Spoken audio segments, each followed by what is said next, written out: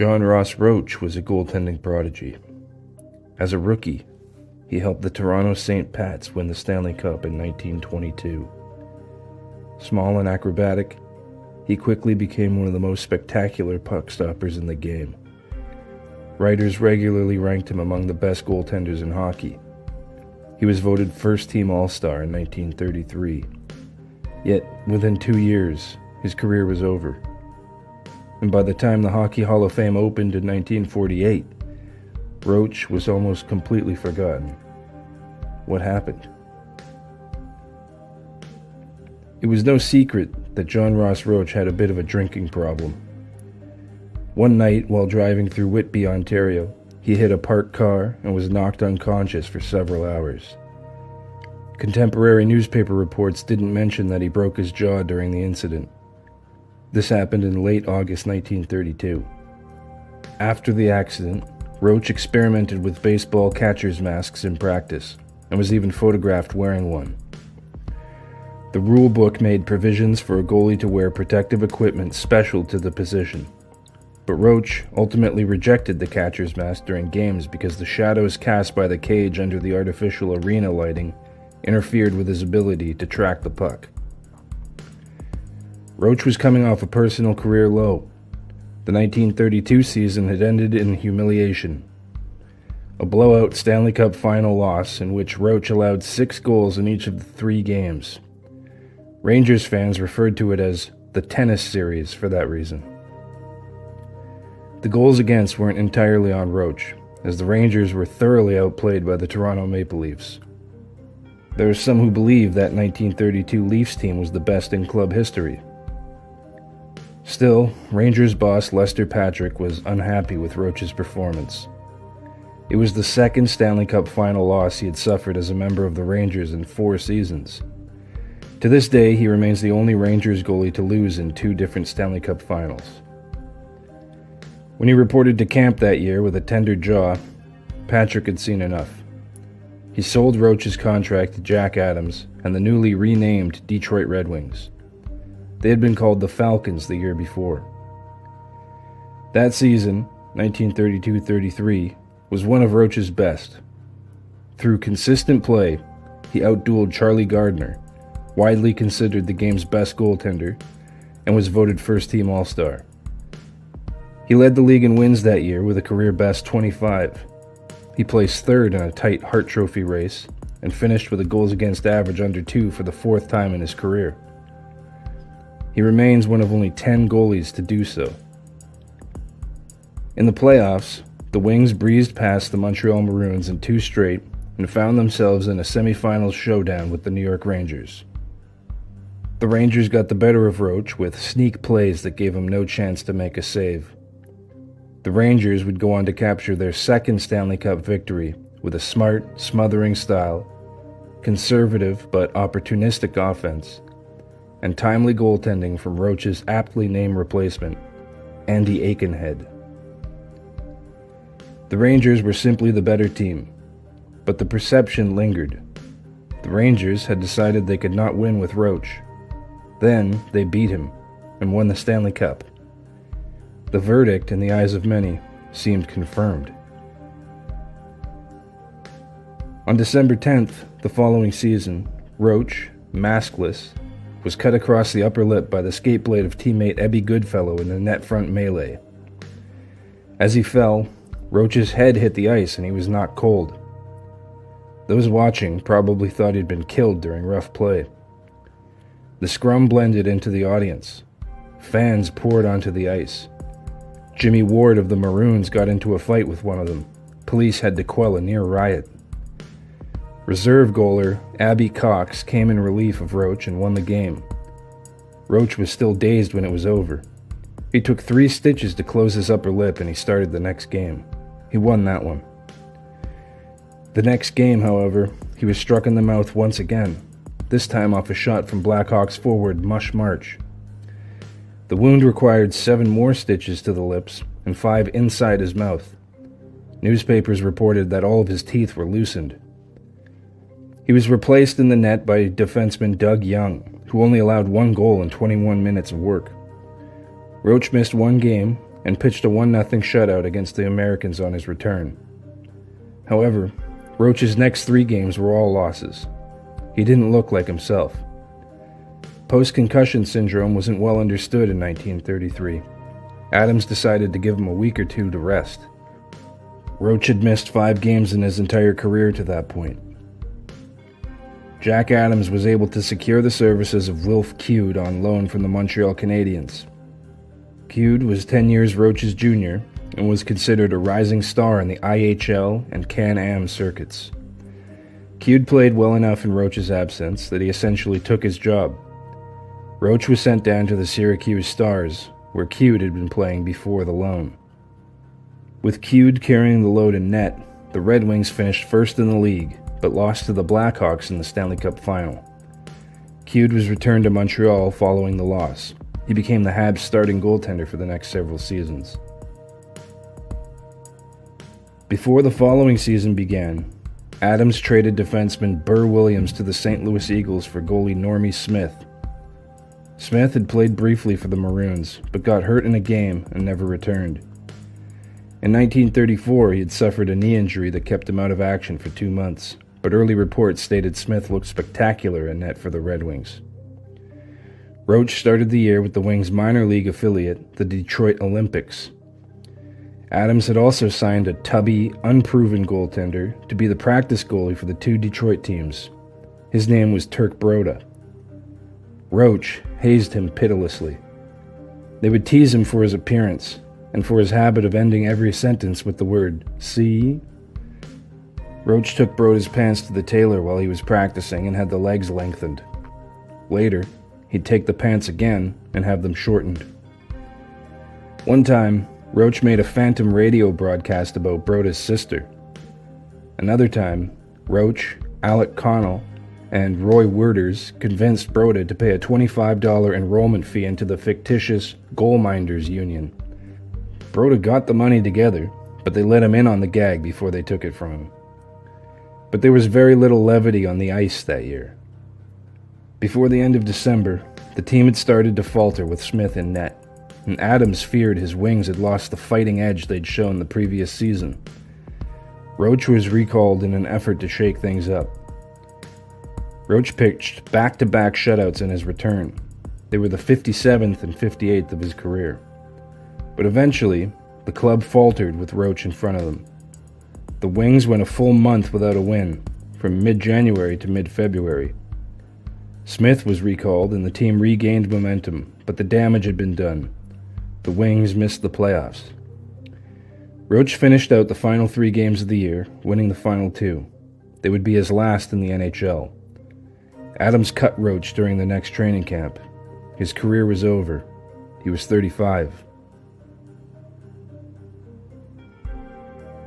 Roach finished with the most games played, 5th most shutouts, and the 2nd most wins in league history, just 2 behind George Hainsworth. His goals against average was 8th best all time. He became a fixture 2 rows back of the Wings bench at the Olympia. He sold cars at a local Ford dealership. He was active in the old-timer circuit and later got into coaching in the International League. He passed away in 1973. Had he captured another Stanley Cup, or beaten Tiny Thompson for the Vezina in 1933, John Ross Roach would likely be a Hall of Famer today.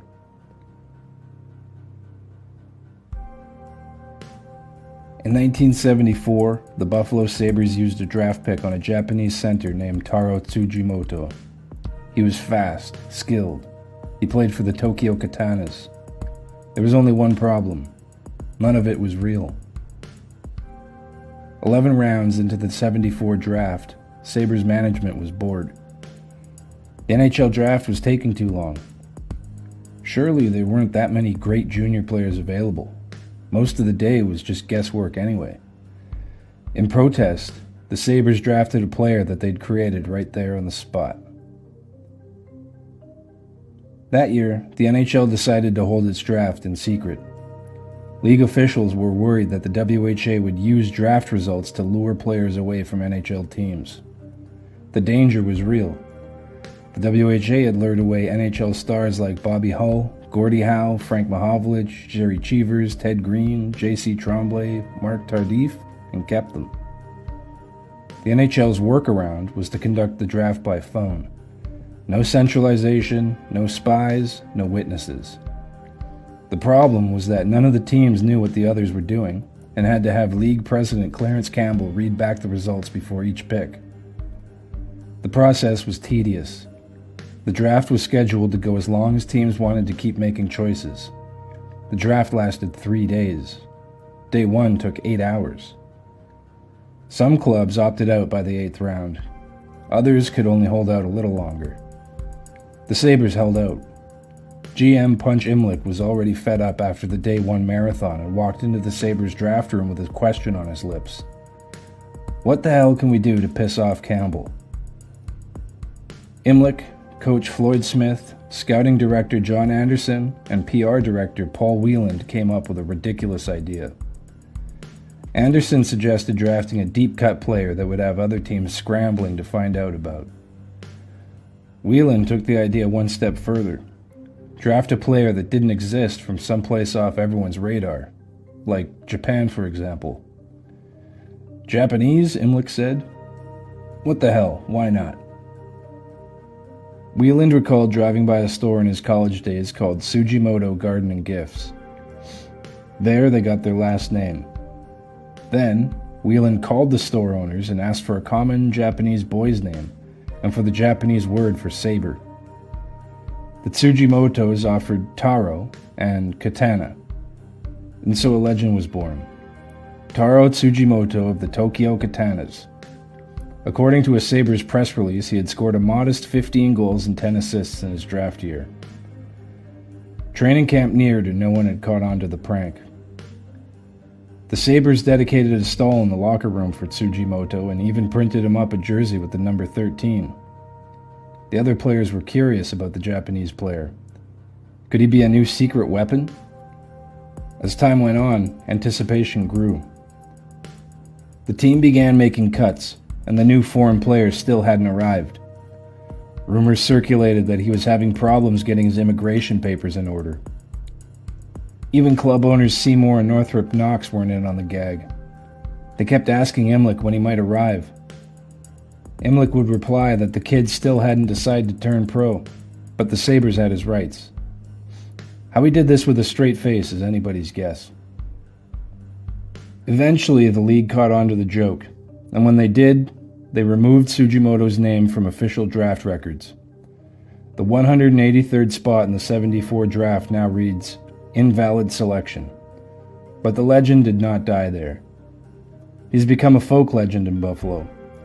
There was usually a Tsujimoto jersey or two at every Sabres home game. Fans would hold up signs saying, "Taro says," and predict the score, or leave some other funny message. Trading cards and novel-length biographies have been printed about Tsujimoto. There's even an elite prospects page dedicated to him. The NHL erased Taro Tsujimoto from the record book, but they couldn't erase the draft that produced him. The secret phone-in experiment was abandoned after that year. The draft would never again be conducted in total isolation. In trying to outmaneuver the WHA, the league created the conditions for its own embarrassment. Taro Tsujimoto never played a shift in the NHL, but he remains one of the most famous draft picks in Buffalo history. Before we move on to our next story, if you enjoy hockey-related storytelling, please consider liking the video and subscribing to the channel for regular updates. Also, comment a story you'd like me to cover. Now, back to the video. In 1970, 2 expansion teams entered the NHL. Both were handed a franchise player. One would become the face of a team for nearly 2 decades. The other would spend his career trying to figure out where he belonged. The difference between them came down to the spin of a wheel. At least, that's the official version.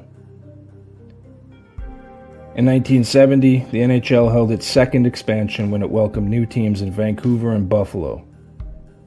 For the second straight season, NHL powerhouses Montreal and Boston held the top picks of the league's 4 worst teams thanks to shrewd trading. The top 2 picks in the amateur draft were reserved for the newcomers, but thanks to Montreal and Boston, they came with a stipulation. The NHL's Board of Governors put rules in place to ensure that the expansion clubs couldn't trade their first picks, and the players chosen had to remain with the club for at least 3 seasons. A spinning wheel was used to determine who would pick first. Vancouver had numbers 2 to 6, Buffalo had 8 to 12. 7 would result in a respin. When the wheel landed on number 11, NHL President Clarence Campbell thought it landed on 1 and announced that Vancouver had the pick. Cheers erupted from the Canucks table, fist pumps and high fives all around. But there was no number 1. Buffalo's head coach and GM Punch Imlich piped up and corrected Campbell, who was embarrassed by the mistake. What makes this scenario odd, or even suspicious, are the coincidences involving numbers. Some of them are small, some of them were really large for the time, but we'll get back to this. The top 2 prospects of the draft were blue chippers, considered franchise cornerstones. Center Gilbert Perreault of the Montreal Junior Canadiens had scored at a torrid pace in the OHA and led the club to back-to-back Memorial Cup titles. He had NHL-ready size, and his speed and creativity made him a superstar in the making. The other was Dale Tallon of the Toronto Marlies. Listed as a defenseman, he scored 39 goals and 79 points in 54 games, playing every position but goaltender. Tallon was the first blue-chip defender slapped with the label of the next Bobby Orr, and he wouldn't be the last. In that era, just about any young defender who could move the puck was given the label. Once the pick was in, Imlich chose Perreault. People wondered how Perreault would work with Imlich, who had a reputation of not coddling star players and favoring veterans. Imlich took Perreault aside and told him not to worry about playing defense, just focus on scoring. He quickly signed the junior star to a 3-year, $75,000 deal.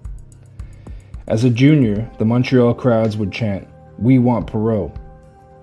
When asked if he would consider trading the young center to the Habs, Imlich mused, "All Sam Pollock's got to do is give me Jean Beliveau, Jacques Lemaire, Henri Richard, Jacques Laperriere, J.C. Tremblay, and a few more of them."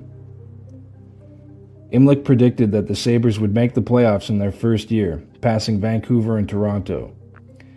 He also said the Sabres would be the first expansion team to win the Stanley Cup. After he was fired by the Maple Leafs following the 1969 season, he never missed a chance to shade his former team. When Imlich chose the color scheme for the Sabres unis, he reasoned that the Leafs were blue and white, but the Sabres would be blue and gold, because they would be classier.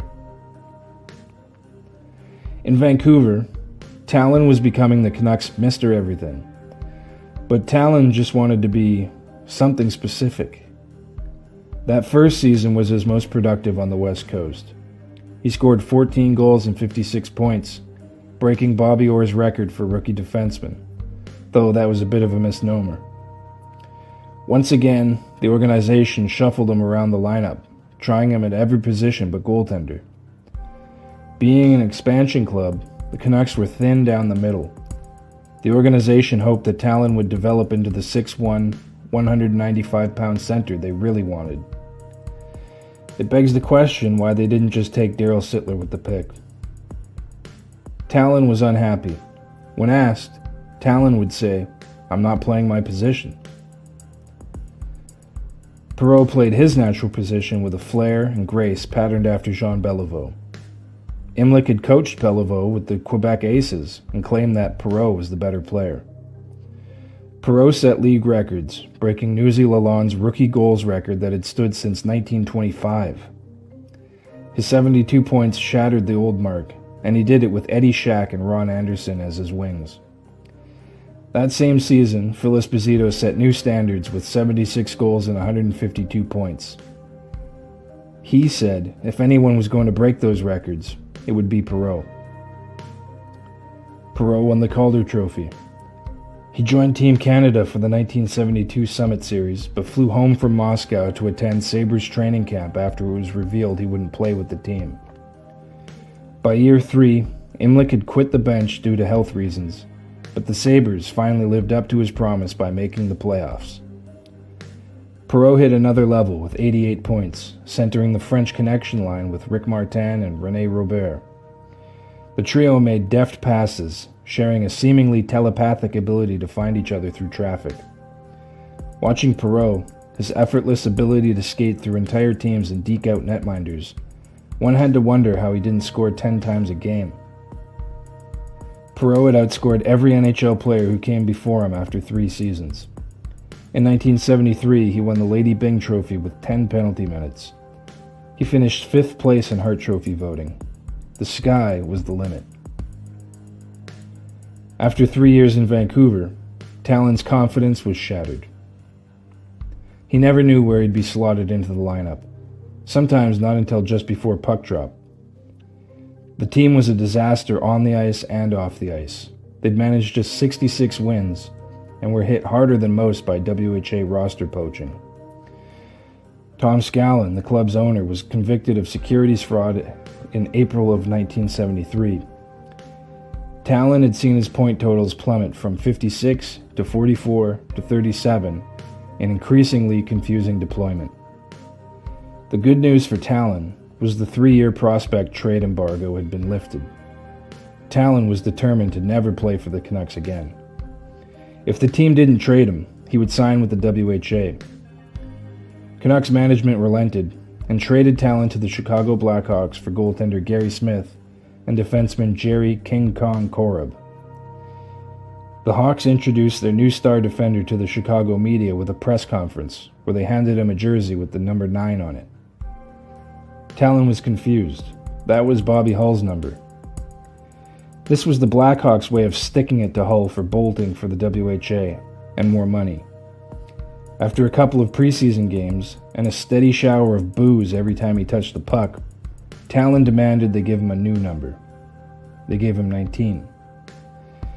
In his 3rd season with the Hawks, and his first fully healthy one, Tallon set new franchise record for points by a defenseman with 62.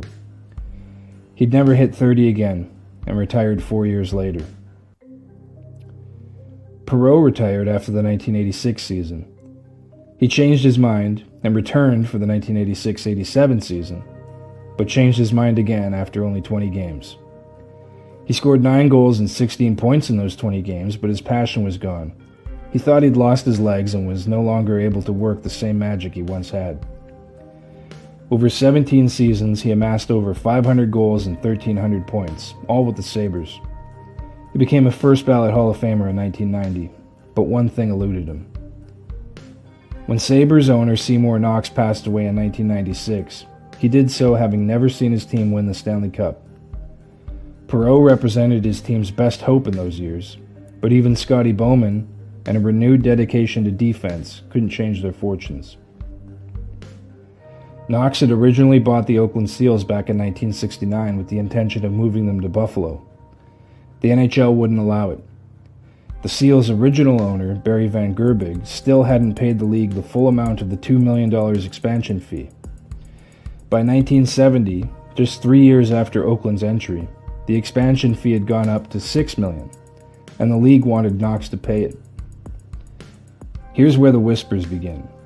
Some argued that the league knew that it was screwing Knox for more money, and therefore owed him a favor. Enter Clarence Campbell's spinning wheel. Imlich is the one who chose high numbers for Buffalo. He said it was because 11 was his favorite number. 11 also just happened to be Perreault's jersey number in the juniors. The wheel landed on number 11, giving the Sabres the chance to draft first overall and select Perreault, setting up the team for success. Perreault later claimed that he chose jersey number 11 in Buffalo because of the spinning wheel. Then what made him choose number 11 in juniors? The official version says that the pick was chosen on a whim, the spin of a wheel, but it's entirely possible that the official version is a smokescreen, that corruption and backroom dealing decided the fate of 2 franchises from the beginning, and has cursed each one of them ever since. Look up at the retired numbers hanging from the rafters of Rogers Place in Edmonton. One is not like the others. You have all-time legends, Gretzky, Curry, Messier, Coffey, and then number 3, Al Hamilton. Today we're going to answer the question, just who is this guy anyway? The 1966 Memorial Cup was a showdown of the top 2 defensive prospects in the game. Bobby Orr represented the East, playing for the Oshawa Generals of the OHA. Al Hamilton was from the West, of the Edmonton Oil Kings. The 2 star defenders electrified the Maple Leaf Garden crowd, trading end-to-end rushes. Hamilton and the Oil Kings dominated the series, winning in 6. Bill Hunter was the GM for Edmonton. 6 years later, Hunter was organizing the WHA, a new professional league to rival the NHL. Hamilton was the top defenseman on the second-year Buffalo Sabres. He finished 4th in team scoring and wore the A on his sweater as alternate captain. He knew Hunter would come calling. He was just worried about what would happen if he did. It had been an uphill battle to crack the Rangers lineup and stay with the big team. Brad Park usurped his role as young puck mover, and he was left exposed in the expansion draft. Sabres GM Punch Imlich made sure Hamilton was the second defenseman off the board and the first for Buffalo. In year 1, he was their number 1 on the ice. After the season, Hamilton looked for a raise. His relationship with Imlich curdled. Imlich kept Hamilton off the power play all the next season, but he still finished 4th in team scoring. When Hunter called, he offered Hamilton $80,000 a year for 5 years, plus a $5,000 raise annually. The offer was significantly more than what he made in Buffalo. Hamilton didn't want to leave Buffalo, but Hunter kept calling, kept pestering, and kept dangling a payday in front of him. Hunter told him that Edmonton was going to be the greatest hockey city in Canada. Hamilton was skeptical, but he was sold on the money, which was guaranteed for 2 years, even if the WHA never played a single game. Hamilton met with Seymour and Northey Knox and told them the situation. He didn't want to leave. He enjoyed his time in Buffalo. But you only play so many years, and you need to build as big a nest egg as you can. The ball was in Imlich's court to match or exceed the offer. He offered a $2,000 raise. When asked about Hamilton leaving, Imlich muttered something about how he probably wasn't going to make the team next year anyhow. Imlich called in the retired Tim Horton to replace him. For more on that story, see our previous video. During his first year with the Oilers, Hamilton was named captain. After the first game against the LA Sharks, Hamilton thought he'd made a horrible mistake. He says the game had 100 brawls and went on to 2 a.m. But as the year went on, Hamilton and the league found its footing. He finished 2nd in team scoring with 61 points, but struggled a bit with consistency. At times he looked like the best puck-carrying defender in the WHA circuit. At others, Hunter called him a reclamation project. The Oilers' defensive core was strong, probably better than some NHL expansion teams, and Hamilton was the clear leader of the back end. He and Barry Long were the only big men of the group. His job was to punish opposition forwards in front of the net, separate them from the puck, then move it back up ice. In year 2, he hit 59 points and was voted to the WHA All-Star team. Oilers coach Brian Shaw called him the best captain you ever saw. He even works at keeping the coach's morale up. But because he was the best, much was expected of him. The Northlands Coliseum faithful would get on him for a mistake. In 1974, they would find out just how much they would miss him when he was gone. One night, late in the year, while making one of his trademark end-to-end rushes, Hamilton crashed into the goalpost. His knee was shattered. Surgeons had to remove about half of his kneecap. He missed the rest of the 1974-75 season. Some doubted he could come back from such an injury. Edmonton observers took note.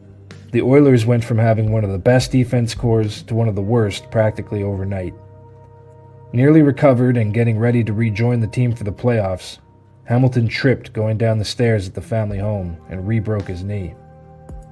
It happened to be on April Fool's Day, but the injury was no joke, Initial reports indicated the injury was career-threatening. Hamilton himself believed them. He wasn't yet 30 years old and his career was likely over. He was despondent. But a visit and a chat with team doctor John Harvey and an optimistic evaluation of the x-rays lifted his spirits. He missed the first 20 games of the 75-76 season. The Oilers were still weak defensively.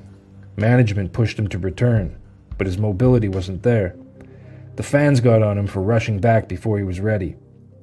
Before long, opponents realized he couldn't turn while defending, and Hamilton was left on an island in the defensive zone. It was humiliating. He finished the year with 34 points in 54 games, but a -8. After that year, Hamilton was stripped of the captaincy. The next season, he found himself in head coach Bep Guedolin's doghouse. The next season, Hamilton's knee felt strong again, and he had a bounce back, a career year. He was nearly a point per game through 3/4 of the season when he suffered yet another horrendous injury. Houston's John Gray sent a rising 35-foot slapper straight into Hamilton's eye. They told him he'd be in hospital for 2 or 3 days, but weeks went by before his vision returned. He said it was like there was a film over his eye. He couldn't read, couldn't watch TV. He just laid there, feeling helpless. Before long, the Oilers' season ended without him.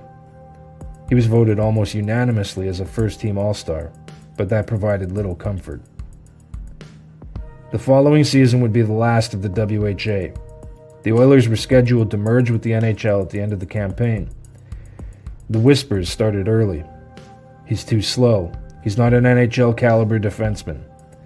With the eye injury and the threat of permanent blinding still fresh in his mind, Hamilton played tentatively. His passes were off target, and he couldn't fully commit to blocking a shot. He'd still do it, but he would be self-conscious of his head placement. Hockey is an instinctive, reactionary game, and Hamilton knew he wasn't playing the right way. The '79 Oilers were a dominant team, but lost to the Winnipeg Jets in the Avco Cup final. When it was all said and done, despite the horrific injuries, Hamilton ended up the WHA Oilers' all-time leader in games played, assists, and points. But thanks to declining play, there was no guarantee that Hamilton would join the team when it made its NHL debut the following season. In the summer of 1979, he trained harder than he ever had before, pushing himself into the best shape of his life at age 33. The physical and psychological damage from the eye injury was gone. He felt like he had a few more good years in him. But he had a slow training camp. He watched the Oilers lose their first NHL game against Chicago from home. When he got into the lineup, he scored 8 points in 9 games. In early November, he stepped on Islanders defenseman Stefan Pearson's stick racing for a loose puck in the offensive zone and slammed heavily into the boards. The impact separated his shoulder. He had surgery immediately. A pin was placed in his shoulder to hold it together, and he missed 9 weeks. During his time off, he trained like a madman, desperately trying to get back into the lineup. He became a daily fixture at the Oilers' training facility. Within a few weeks, however, the shoulder had already begun to atrophy. He could barely lift 2 pounds. Gradually, his regimen intensified until he was cleared to return to the lineup in mid-January. He played a handful of games, then was sent to the press box. After that, he was sent down to Houston of the Central League, where he played another 4 games during the NHL All-Star break. When he was recalled, he was sent straight back to the press box. In March, he returned to the lineup and stayed in it until the end of the year. He picked up 10 points in his first 9 games back. But as the season winded down, he was held off the score sheet, and only dressed for one of the Oilers' 3 playoff games against the Flyers. It had been a season of ups and downs. His return to the NHL resulted in 19 points in 31 games, but injuries had finally caught up to him. He retired that summer. His number 3 was retired at the Oilers' 1980 home opener in front of the largest crowd to ever witness a hockey game in Canada at the time. Those who weren't there don't understand. Hamilton was the anchor of not only the defense, but the entire Oilers franchise during a nearly decade-long period of instability. For a team looking for an identity, that's everything. In 1961, the Chicago Blackhawks broke the curse that had hung over them since 1936 and won the Stanley Cup. By 1969, they finished in last place in the East Division. The core was aging, the strategies predictable. The Blackhawks were drifting backward. The team had spent much of the 1969 season focused on Bobby Hull's goals record. Defense and pride in the uniform took a back seat. One player noticed, and put the whole team on blast for it. His name was Pit Martin. The core of the 1961 championship team had been gutted. Bill Hay and Glenn Hall had been exposed in the expansion draft. Pierre Pilote had been booed out of town. One move was meant to shake up the team more than any other. The Hawks traded Phil Esposito, Fred Stanfield, and Ken Hodge to the Boston Bruins for Pit Martin, Gilles Marat, and Jack Norris before the 1967-68 season. Before he'd even played a game for his new team, Martin held out during training camp. Consequently, he had a disappointing start to the season and never really found his game until late in the year. The next season, Bobby Hull started hot, and with the help of the whole team, eventually broke the record for most goals in a season with 58. But the chase had been a distraction. 2 years after the trade, it was starting to look like a disaster. In Chicago, Esposito had been Hull's center, and nothing more. In Boston, he became a star in his own right, as did linemate Hodge. For most fans and media, the trade had crystallized as Phil Esposito for Pit Martin, and there was a clear winner. Martin had scored 61 points in 1968-69, but Esposito had more than twice that amount. No one had ever hit 100 points before that. No one could live up to that comparison. Hawks general manager Tommy Ivan was vocal about shaking up the team yet again in the offseason. Hawks training camp in 1969 was an absolute circus. Kenny Warham suffered a heart attack that ended his career prematurely. Bobby Hull held out for more money and respect. His brother Gary attended camp after a 6-year absence from hockey. Against that backdrop, Martin sounded off. In an interview with the Toronto Star, Martin called out the whole team from top to bottom. He claimed that only he, Stan Mikita, Kenny Warham, Dennis DeJordy, and Pat Stapleton wore the jersey with any pride or desire to win. He said club owner Bill Wirtz didn't care about anything other than ticket sales. He said there was no direction from management or coach Billy Ray. He said he realized he was potentially causing trouble for himself with his comments, but if things were going to continue that way, then he wanted to be traded. Martin's comments had legs. Before long, the entire hockey world took notice. Surprisingly, Hawks upper brass were happy with Martin's comments. It showed he cared. Martin became a fan favorite in Chicago. He was a responsible, exciting player known for a speedy attack and relentless digging in the corners. He centered the MPH line with wingers Dennis Hull and Jim Pappin. He was an excellent face-off man with good hands, one of the few players of the era to wear a helmet. He was small, but not timid. He didn't back down when challenged, but he wasn't mean either. He led by example. After calling out the entire team, he put his effort where his mouth was. The entire MPH line was unselfish and shared the same philosophy. They didn't care who scored the goals, as long as the line produced and each guy proved his value. But with Bobby Hull holding out, the season started out a disaster. The team was outscored in their first 5 games 21-6, all losses. In Game 7, Ray started newly acquired rookie goalie Tony Esposito, brother of Phil, against his former team Montreal, winners of 4 of the last 5 Stanley Cups. Esposito pitched a 30-save shutout, his first of 15 that year, and the MPH line scored a pair of power play goals. The Hawks ran with Esposito after that and never looked back. DeJordy didn't see the net again until December. By the time Hull returned to the lineup in mid-November, the Hawks were a game above 500.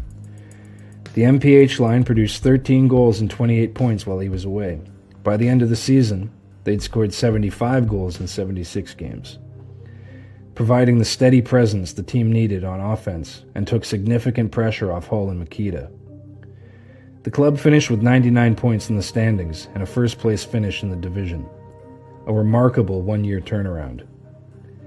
There's no telling the impact of Martin's commentary had on the rest of the team.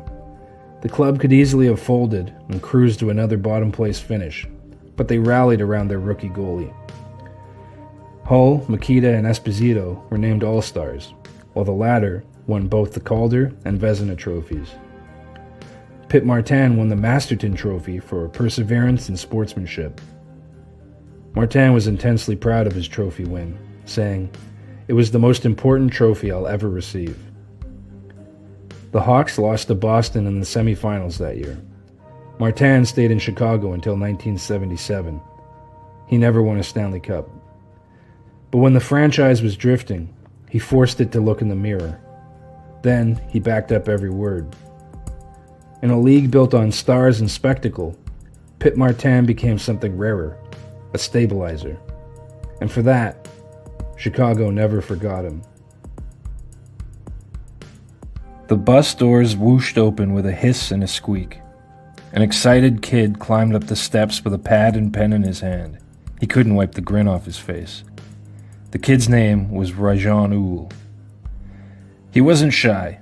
He made a beeline for the biggest superstar of them all, Bobby Hull. He shoved the pen and pad towards Hull's midsection and breathlessly asked for an autograph. Hull took the pad and pen. Now Hull was the one who couldn't wipe the grin off his face. A decade later, Hull is back in Montreal for the Stanley Cup Final. There's a new shadow in town. The number 14 is the same, but the face is different. He can't get rid of this kid. The kid isn't shy. He's all over him like a curtain arrangement. The kid's name is Rejean Houle. Hull could have sworn he looked over his shoulder and saw the kid smiling during their battle. Houle is happy just to be there. For a kid whose father was laid off from the gold mines, it's nice to have a role and a job. That it comes with a personalized Canadiens jersey is icing on the cake, but it's not by accident. It's by design. In 1969, the NHL amateur draft was broken. A system that had been brought in to institute competitive balance between the legacy teams and the expansion clubs had already been co-opted. The two best teams in the league got each of the first 4 picks. Montreal used its special territorial exemption to select best friends and line mates Rejean Houle and Marc Tardif with the first 2 picks. Everyone agreed after the draft that it shouldn't be that way, and the league scrapped the exemption after that. There were teams that struggled at the gate. It looked like a few of the new franchises might not make it. And here was Montreal, back in the final again, just 2 years after they'd won 4 of 5. With both kids in the lineup, Houle was making a name for himself, even as the crowd grew impatient to see his name on the score sheet. In junior, he was nearly a goal-a-game scorer, playing on a line with Tardif and Gilbert Perreault for the Montreal Junior Canadiens. He scored 53 goals and 108 points in 54 games. Tardif did better with the big club, outscoring Houle by almost as much as Houle had outscored him in junior. And Perreault? He broke the league scoring record for rookies. Meanwhile, Houle struggled to find his scoring touch. Houle never missed an optional skate. Night in, night out, he would close the building down, taking extra reps, taking extra shots in practice. He was arguably the club's hardest worker, but the goals didn't come. Deployment didn't necessarily facilitate high-scoring numbers. Houle was a left-hand shot playing the off wing. Montreal would move him back to his natural side, only it didn't come naturally anymore. At times they used him at center. Wherever they moved him, whatever role they put him in, he would start well, then slowly regress. The Canadiens had drafted him as a trigger man. They were remaking him into a jack of all trades and master of none. Fans and media started calling him Mr. Miss for the number of opportunities he failed to bury. Some missed the point that he had created those opportunities in the first place. But in a city enjoying a 20-year stranglehold on the Stanley Cup, results were all that mattered. Houle had never been a checking forward. He found out what his assignment was going to be on the eve of the 1971 final. The Hull versus Houle battle became a major storyline. It was a size mismatch. Houle weighed 165 pounds, Hull a robust 193. But Houle used his speed to cut off angles and get in Hull's way. Hull would use a well-placed elbow to discourage the effort. Whenever Houle got too close, Hull would simply shove him aside and break away, so Houle learned to stay close to Hull's stick. When Hull got the puck, Houle would move in, hooking and holding. Houle's borderline illegal efforts drew increasing attention. Hull would punish him along the boards, then other Hawks would get in on the act. Houle wasn't discouraged. He was named third star of Game 4. By the end of the series, the pesky Houle had become the Blackhawks' #1 target. While rookie Houle enjoyed a defined full-time role, some of the veterans had been quietly displaced. Chief among them was Henri Richard, who had no goals in the series heading into Game 6. Hull had 3 to go with 5 assists. Richard grew so frustrated with his lack of ice time that he openly called head coach Al McNeil incompetent in the media, the worst coach he had ever played for, and suggested that others in the room felt the same. Hawks superstar Stan Mikita heard the comments and sensed a fractured locker room. He predicted the Canadiens wouldn't win another game. The Canadiens' locker room heard his comments and saw red. Fans in Montreal rang the phones at the Forum off the hook with complaints and death threats. In the deciding game, Richard made up for whatever turmoil he had caused by scoring the tying and winning goals. On the winner, Houle sprung Richard on a partial breakaway. Richard waited out Tony Esposito, found space, and scored from the slot. After the game, Houle, along with fellow youngsters Guy Lapointe and Pierre Bouchard, hoisted McNeil onto their shoulders and carried him on a victory lap around the Madhouse ice surface. By the beginning of 1973, McNeil was already gone, and with him, a clearly defined role for Houle. New Canadiens coach Scotty Bowman didn't quite know how to use him. He was labeled a utility forward. He began considering jumping ship to the new WHA, specifically to the Quebec Nordiques, if they would have him. By playoff time, he was deployed as a shadow once again, this time enshrouding former linemate Gilbert Perreault. His praises were sung in the media by the same scribes who had questioned his compete level as a rookie. Some called the game he played against Perreault, which eliminated the Sabres, the best of his career. The Canadiens would then go through Philadelphia and Chicago again to capture their 6th Stanley Cup in 9 years. For a team and a city awash in silverware, the fact that Houle had successfully converted his talents from elite junior scorer to elite professional checker was either lost or taken for granted. Houle was key to the club's success. Still, the whispers remained. What happened to the offense, Mr. Miss? Houle was anxious to get back to work on his goal scoring, which had stagnated in a strict checking role. Montreal's depth had likely hurt his offensive production too. On one of the expansion clubs, he might have been a top 6 winger. Jacques Plante, then general manager of the Nordiques, thought so, and gambled $110,000 a year that Houle would revert to his high-scoring ways if they put him back on the off-wing and gave him top 6 deployment. He was right, but that's a different story. In 1985, the Detroit Red Wings signed an undrafted college player to the richest contract a rookie had ever received. More than most of his veteran teammates, including captain Danny Gare. His NHL career lasted 4 games. Less than 2 years later, his contract was bought out. His name was Ray Staszak. For one golden summer, he was the most sought-after prospect in hockey. By the end of the decade, no one would even remember his name. Mike Ilitch bought the Detroit Red Wings in 1982. They'd made the playoffs just twice since 1985. Fans and media called them the Dead Things. Ilitch hired Islanders director of scouting, Jimmy DeVellino, to take over as GM. One of DeVellino's first moves was drafting Steve Yzerman. After Yzerman's arrival in 1983, the Dead Things started to show signs of life.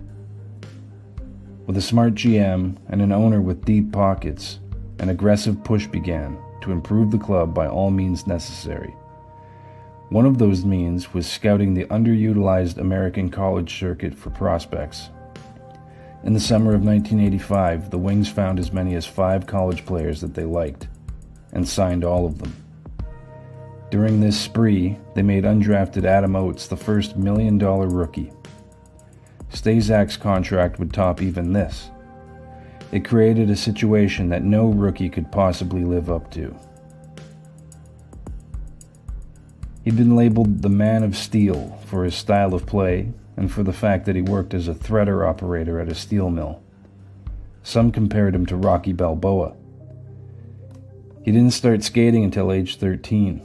Like many boys in the neighborhood, he'd been caught up in Flyers fever after watching the team win back-to-back Stanley Cups. After graduating high school, his job at the steel mill paid for a trip to Minnesota and a tryout with a junior A team. He parlayed that into a scholarship at the University of Illinois, Chicago. Before his freshman year, Staszak's father, Ray Sr., died suddenly at age 45. He suffered a heart attack before work while walking to his vehicle in the driveway.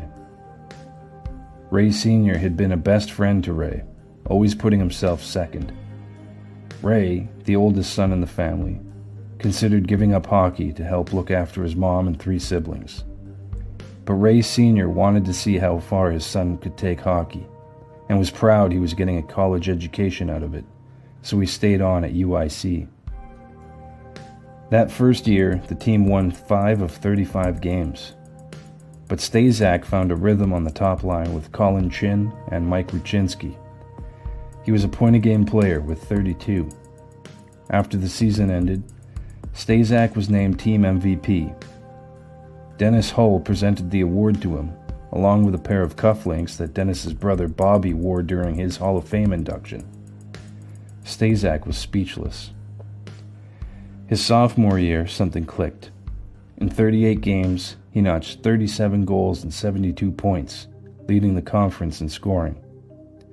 By the time the season was over, he was too old for the draft, but 18 of the 21 NHL teams entered a bidding war for his services. Scouts noted that his skating needed work, but he was a dynamo in the corners. He was almost impossible to dislodge from in front of the net, and banged in most of his goals from the doorstep like Tim Kerr. During his time at UIC, he'd proven his toughness both on and off the ice. One night he'd caught and single-handedly beaten up a trio of car thieves who'd targeted his vehicle. He'd patterned his game on Flyers tough guy Paul Holmgren. DeVellino saw Staszak as a new Bob Nystrom, right down to the mustache.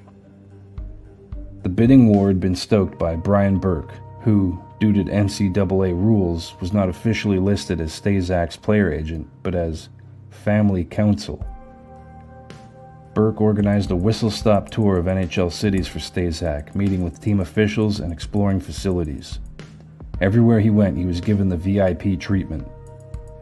When the Red Wings sent a personalized jersey with the number 8 on it, along with a massive contract offer, they won the Staszak sweepstakes. Neither Staszak nor Burke realized it at the time, but this kind of special attention became the subject of scorn and resentment in some NHL corners. Aside from those two, the Wings had also signed college free agents Tim Friday, Dale Krantz, and Chris Chahocki, Czech defector Peter Klima, as well as pros Warren Young, Harold Snepps, and Mike McEwen. They'd also signed junior-aged ace Steve Yzerman to a new 7-year, $3 million deal that made him the highest-paid player on the team. In all, Ilitch spent $6.5 million in salary that summer trying to improve the team. Sports Illustrated called the new signees the Doughboys.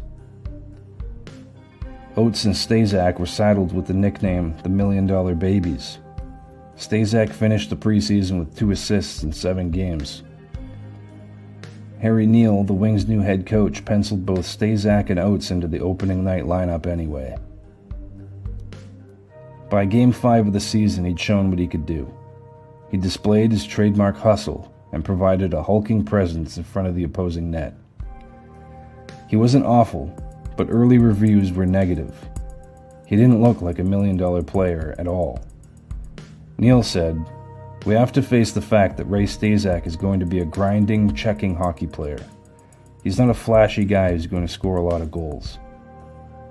If he'd signed a less conspicuous contract, no one would have noticed." In 4 games with the Wings, he had 1 assist.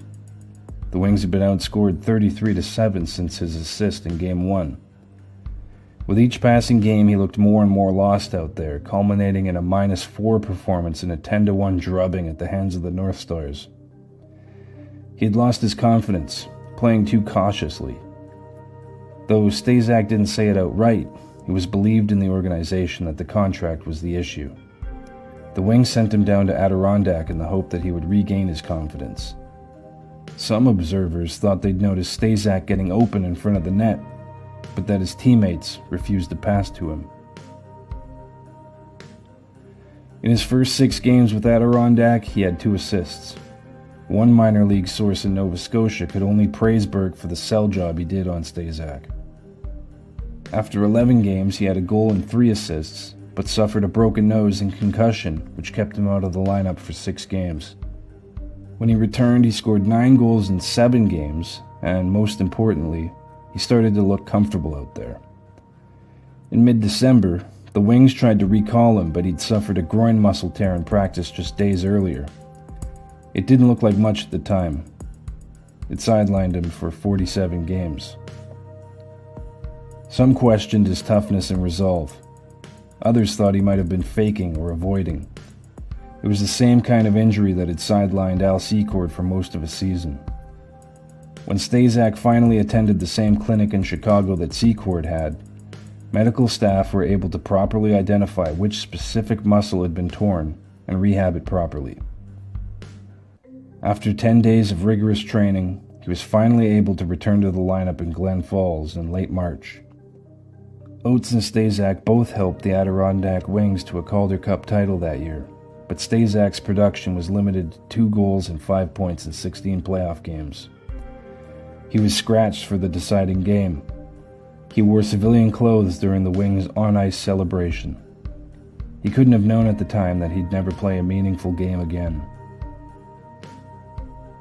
Over in Detroit, the big team had finished up its 1986 season with 17 wins and first overall draft pick.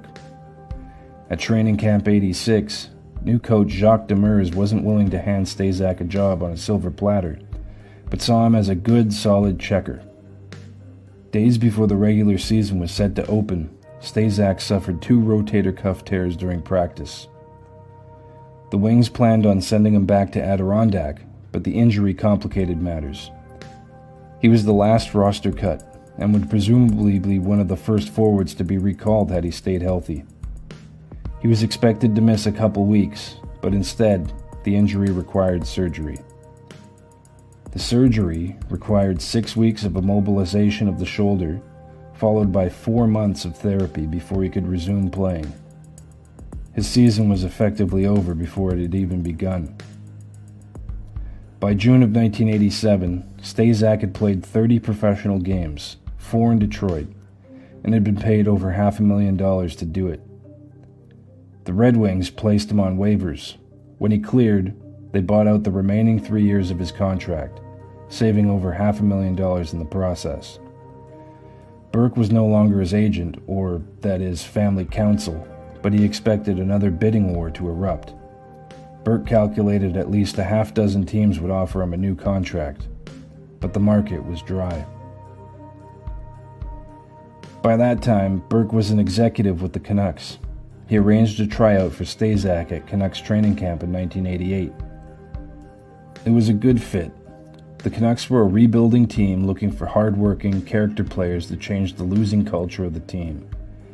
He wouldn't have looked out of place in a bottom six role there.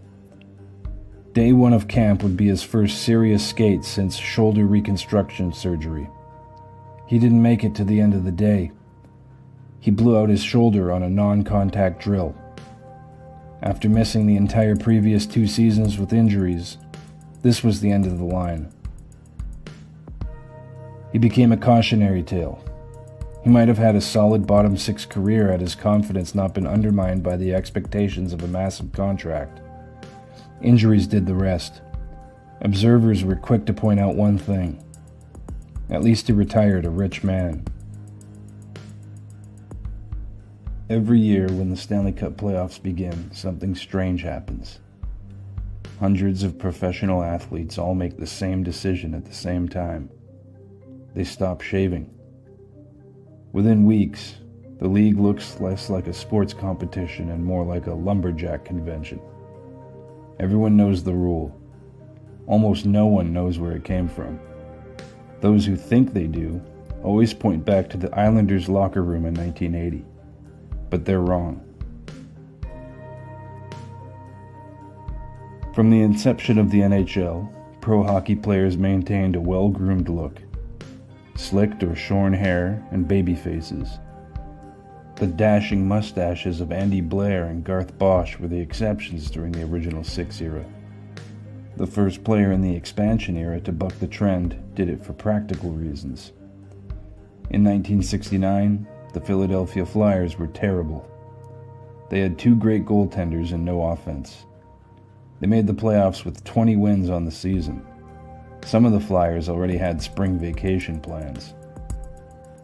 Bernie Perreault started growing a beard before Game 1 in St. Louis. Reporters were quick to point out that the growth didn't help him as 5 different Blues beat him in the loss. When asked if he would shave before the next game to change his luck, he explained that the beard was to protect his face from the cold. He already had his Alaskan hunting trip planned.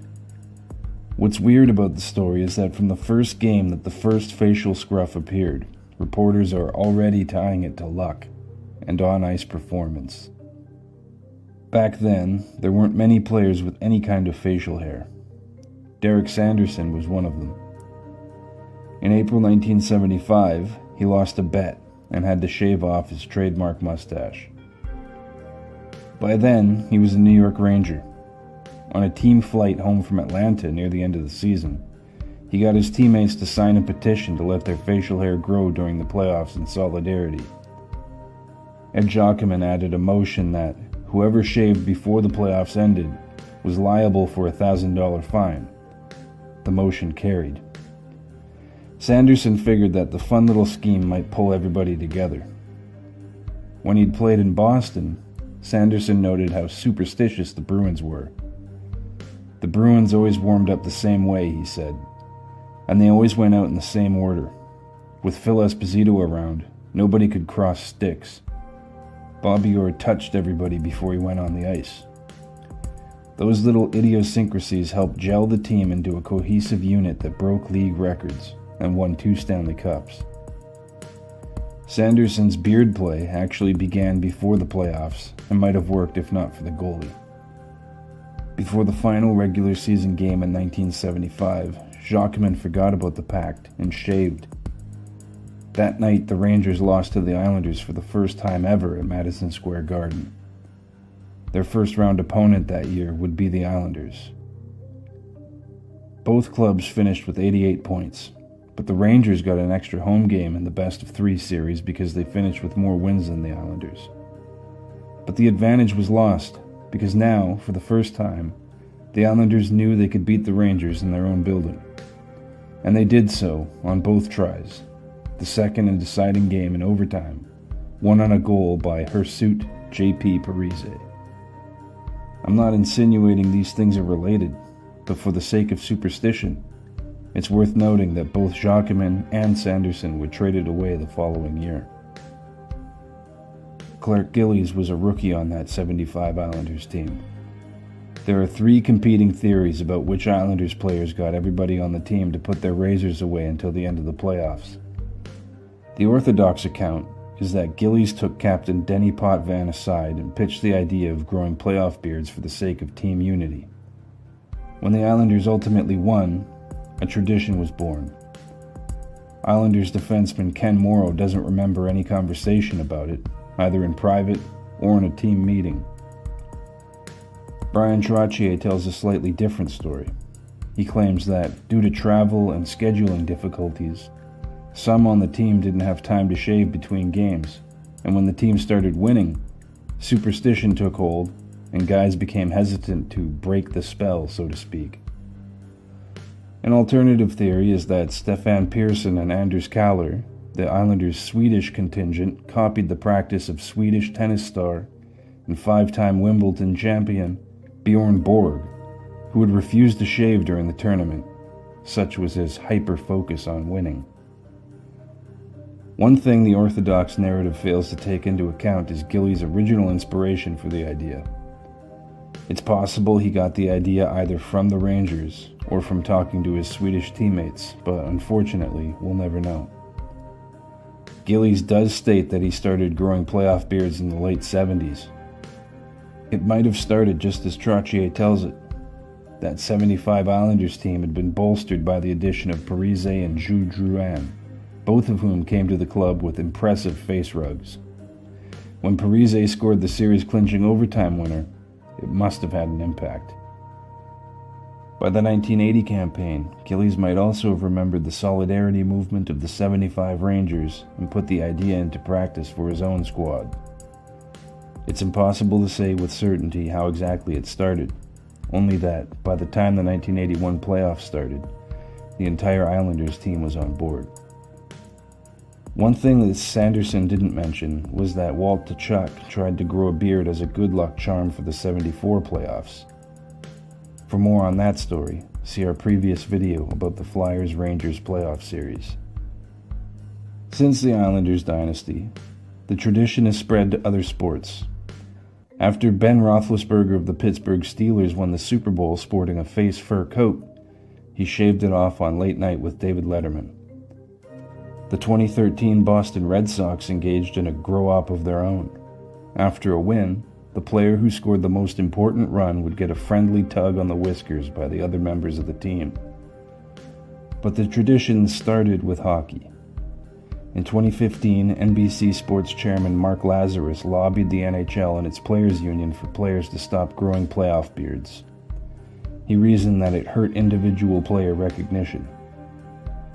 In spite of the marketing advice, year after year, those who can continue to grow it out for the postseason. Lazarus misses the point. Some things are bigger than individual recognition. The Rangers had the highest payroll in the league.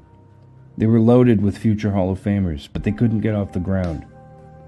They needed a coach to make it work, someone who could command respect. On June 6, 2002, they hired 7-time Cup champ Bryan Trottier. After 54 games, he was fired. Here's how it unfolded. Bryan Trottier was a legend as a player, often voted a top 50 player all time. He was a 6-time Cup champion with the Islanders and Penguins, 1-time league MVP, a scoring champion, and perennial All-Star. He retired 6th on the all-time scoring list.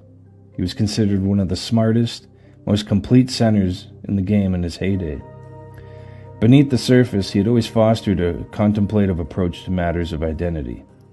For a long time, he kept quiet about his indigenous heritage. Trottier wore the number 19 with the Islanders as a tribute to Paul Henderson and his winning goal at the 1972 Summit Series for Team Canada. During the 1984 Canada Cup, he suited up for Team USA to give something back to the nation that had given him a home and a cherished wife. After his playing career, Trottier got involved in coaching. Trottier became an assistant coach for 4 seasons with the Pittsburgh Penguins under Eddie Johnston. There, Trottier focused on video analysis and one-on-one player development. He enjoyed the role of teaching skills on a one-on-one basis, away from the media, and became an important secondary voice on the bench. For Trottier, coaching was all about communicating with the players. For one uneventful year, he took the head coaching position of the Washington Capitals' AHL affiliate Portland Pirates. Then he was back behind the NHL bench with the Colorado Avalanche, where he was an assistant for 4 years.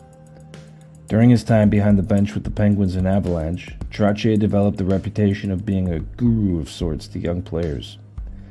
Alex Tanguay, Chris Drury, and Milan Hajduk all benefited from his presence and became important pieces in the Avalanche's 2001 Cup run.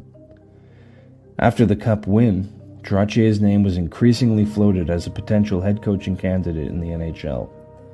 Early on, he was linked to the head coaching vacancy with the Capitals, but the Avalanche played deep into the 2002 season, not being eliminated until May. After the Avalanche were eliminated, GM Pierre Lacroix allowed teams to interview Trottier for head coaching positions. Not only that, Lacroix highly recommended Trottier to potential suitors. Rangers GM Glenn Sather fired Ron Lowe immediately after the season was finished. The Rangers had the league's highest payroll at $70 million. To put that into perspective, when the NHL instituted the first salary cap 3 years later, no team was allowed to spend more than $39 million on players' salaries. Going into the 2002 training camp, the Rangers boasted a lineup with such legends as Mark Messier, Eric Lindros, Pavel Bure, and Brian Leetch, as well as Mike Richter, Bobby Holik, Peter Nedved, Matthew Barnaby, and Darius Kasparaitis. But they had missed the playoffs in each of their past 5 seasons and looked lost or disinterested many nights. What they needed was an attitude adjustment. Some outside the organization had little faith in the aging roster, but many commentators thought the addition of Holik would turn the team into a postseason lock.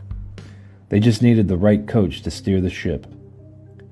There were many top-notch coaches available that offseason, including Ken Hitchcock, Dave Tippett, and Herb Brooks, all of whom interviewed for the Rangers job, but none had the mystique of Bryan Trottier. Glenn Sather gave all the Rangers head coaching job applicants an 80-page questionnaire. Trottier was the only one who returned his with thoughtful, handwritten answers. Not only that, but there wasn't enough space on the page to contain Trottier's analysis. He stapled 40 extra pages to the questionnaire before submitting it. That alone put him a cut above the other candidates. But Trottier had always been a very thoughtful and competitive individual. Sather was impressed. The questionnaire response proved his seriousness and enthusiasm to land the job. He just wanted it more than the next guy. In early June, Sather named Trottier the 30th head coach in Rangers history. Trottier didn't want to come in with expectations, and he didn't want to be a one-man dictatorship. He brought in a pair of trusted veteran NHL players and head coaches as his assistants. Jim Schoenfeld and Terry O'Reilly had over 2,000 NHL games experience both playing and coaching. For a team like the Rangers, who had so many all-star veterans in the lineup, Trottier came with respect and credibility. Messier was only 3 years younger than the coach and had many battles against him. Though he was a rookie head coach, Trottier was trusted in the room. Day 1 of training camp opened with a speech. Trottier set the tone by reminding all 58 players assembled that nobody's spot on the team was assured. He then pushed them as hard as he could physically, emphasizing the urgency for fitness. With a high-tempo practice, physical training segment, and a full scrimmage, it was as hard a first day of camp as he could throw at them. Afterwards, Trottier was visibly excited while talking to the media, addressing them with a smiling, nervous energy. Trottier kept his foot on the gas for the remainder of camp, establishing an atmosphere of high-tempo energy and attention to detail. By the conclusion of camp, questions began to percolate among the New York media about some of Trottier's decisions. The Rangers had too many good centers, and so naturally had to move one or more to the wing to cover organizational weakness on the wings and maximize roster efficiency. Trottier refused to do it, saying he wanted to see them in their natural position. Some roster cuts were also criticized as favoring higher-profile players over those who performed better. The regular season started against the previous year's Stanley Cup finalists, the Carolina Hurricanes. The Rangers won the game handily. When it was over, Sather came into the locker room and presented Trottier with the game puck. Afterwards, Trottier said he felt whacked out behind the bench. Any euphoric feelings didn't last long. In the club's home opener against Montreal, Trottier was greeted with a shower of boos when he was introduced before the game. The Rangers were booed off the ice after the second period. As was standard with the Rangers of that era, the team struggled to find consistency and continued to struggle on defense. Trottier implemented a neutral zone trap system, which was standard issue in the NHL at the time. Still, the move was unpopular with both fans and the local media. Trottier had some harsh critics in the local media, none more vocal than Larry Brooks. To get a sense of the tone, Brooks attacked Trottier for not using Pavel Bure on the penalty kill. Deployment was a popular target for criticism of the new head coach. Trottier attempted to implement consistency and effort throughout the lineup by rolling 4 lines. Many were vocal about Trottier's seeming refusal to match lines. However, as arguably the Islanders' best player and heart and soul during their dynasty, he was never going to be welcomed by Rangers fans. The hatred of the fan base was real. To this day, the Rangers crowd chants "Pot Van sucks" when the Islanders visit. By early November, the Rangers had limped out of the gate to a 4-8-2 record. Some in the media were already describing Trottier as beleaguered. Trottier called out his veterans in the media, singling out Bure and Lindros for their effort. Then his attention moved down the lineup. He told reporters that Radek Dvorak was playing scared, and that if he was playing against him, he'd challenge him to a fight.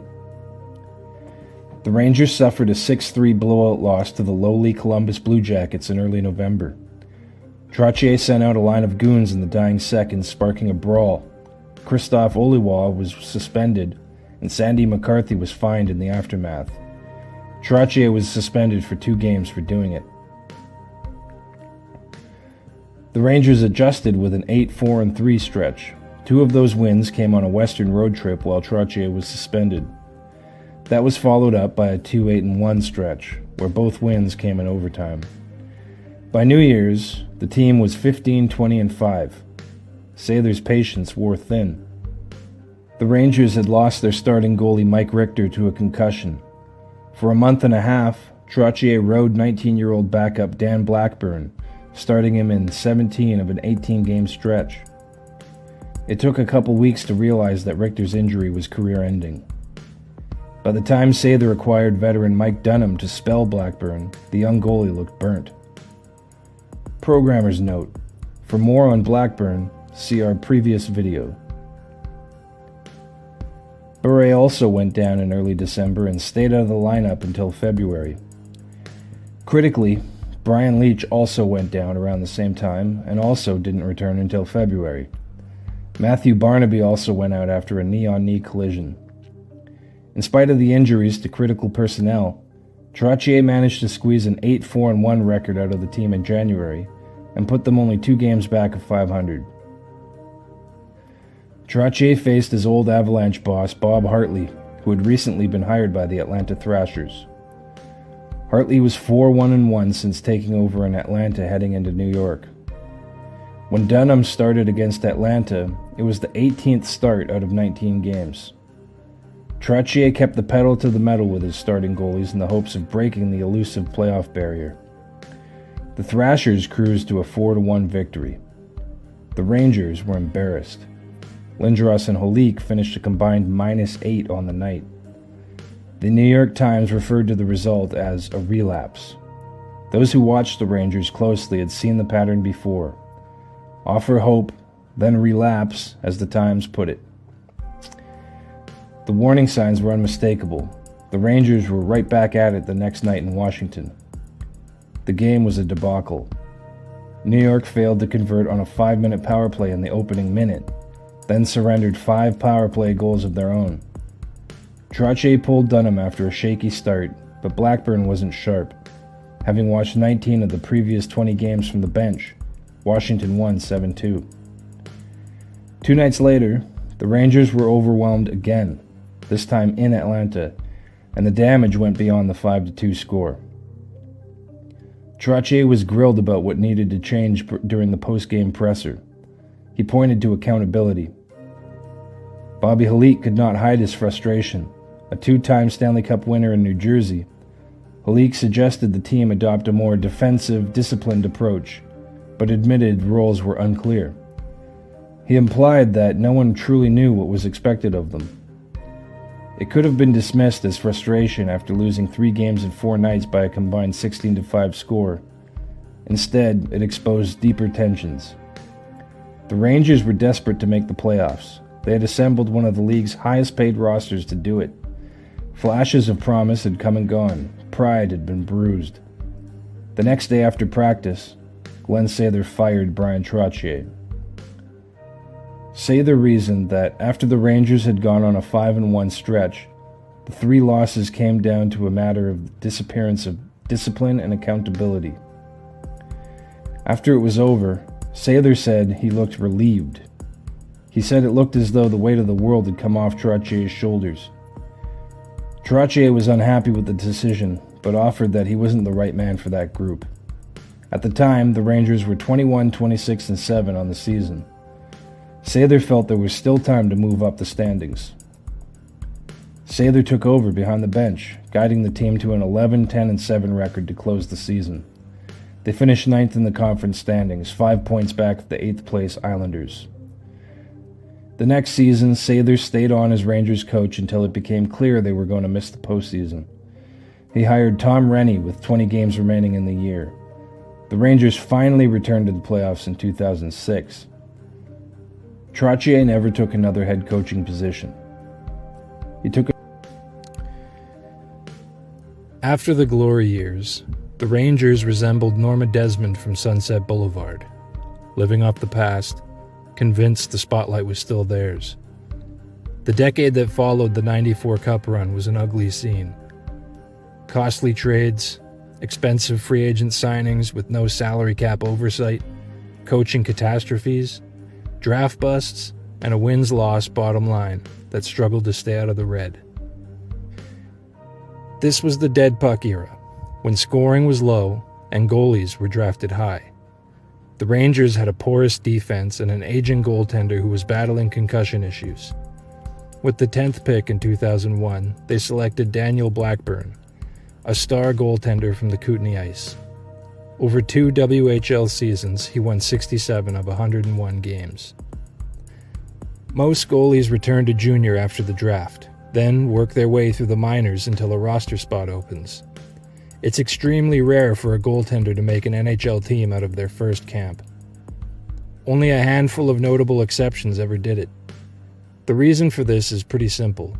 There are only a couple goalie spots available per team, and with the farm system the way it is, teams can only support 6 pro goalies. For that reason, a junior-eligible player would best serve the big club by accepting an assignment back to his junior team, unless he was playing demonstrably better than the other goalies in camp. Rangers coach and former goalie Ron Lowe enjoyed Blackburn's raw athletic ability and felt that alone would get the Rangers out of defensive jams. He told Blackburn that he had a job in New York as long as he played well. However, some surmise that the real motivation behind keeping Blackburn in the fold was that Rangers management thought Richter played better when there was an ace behind him.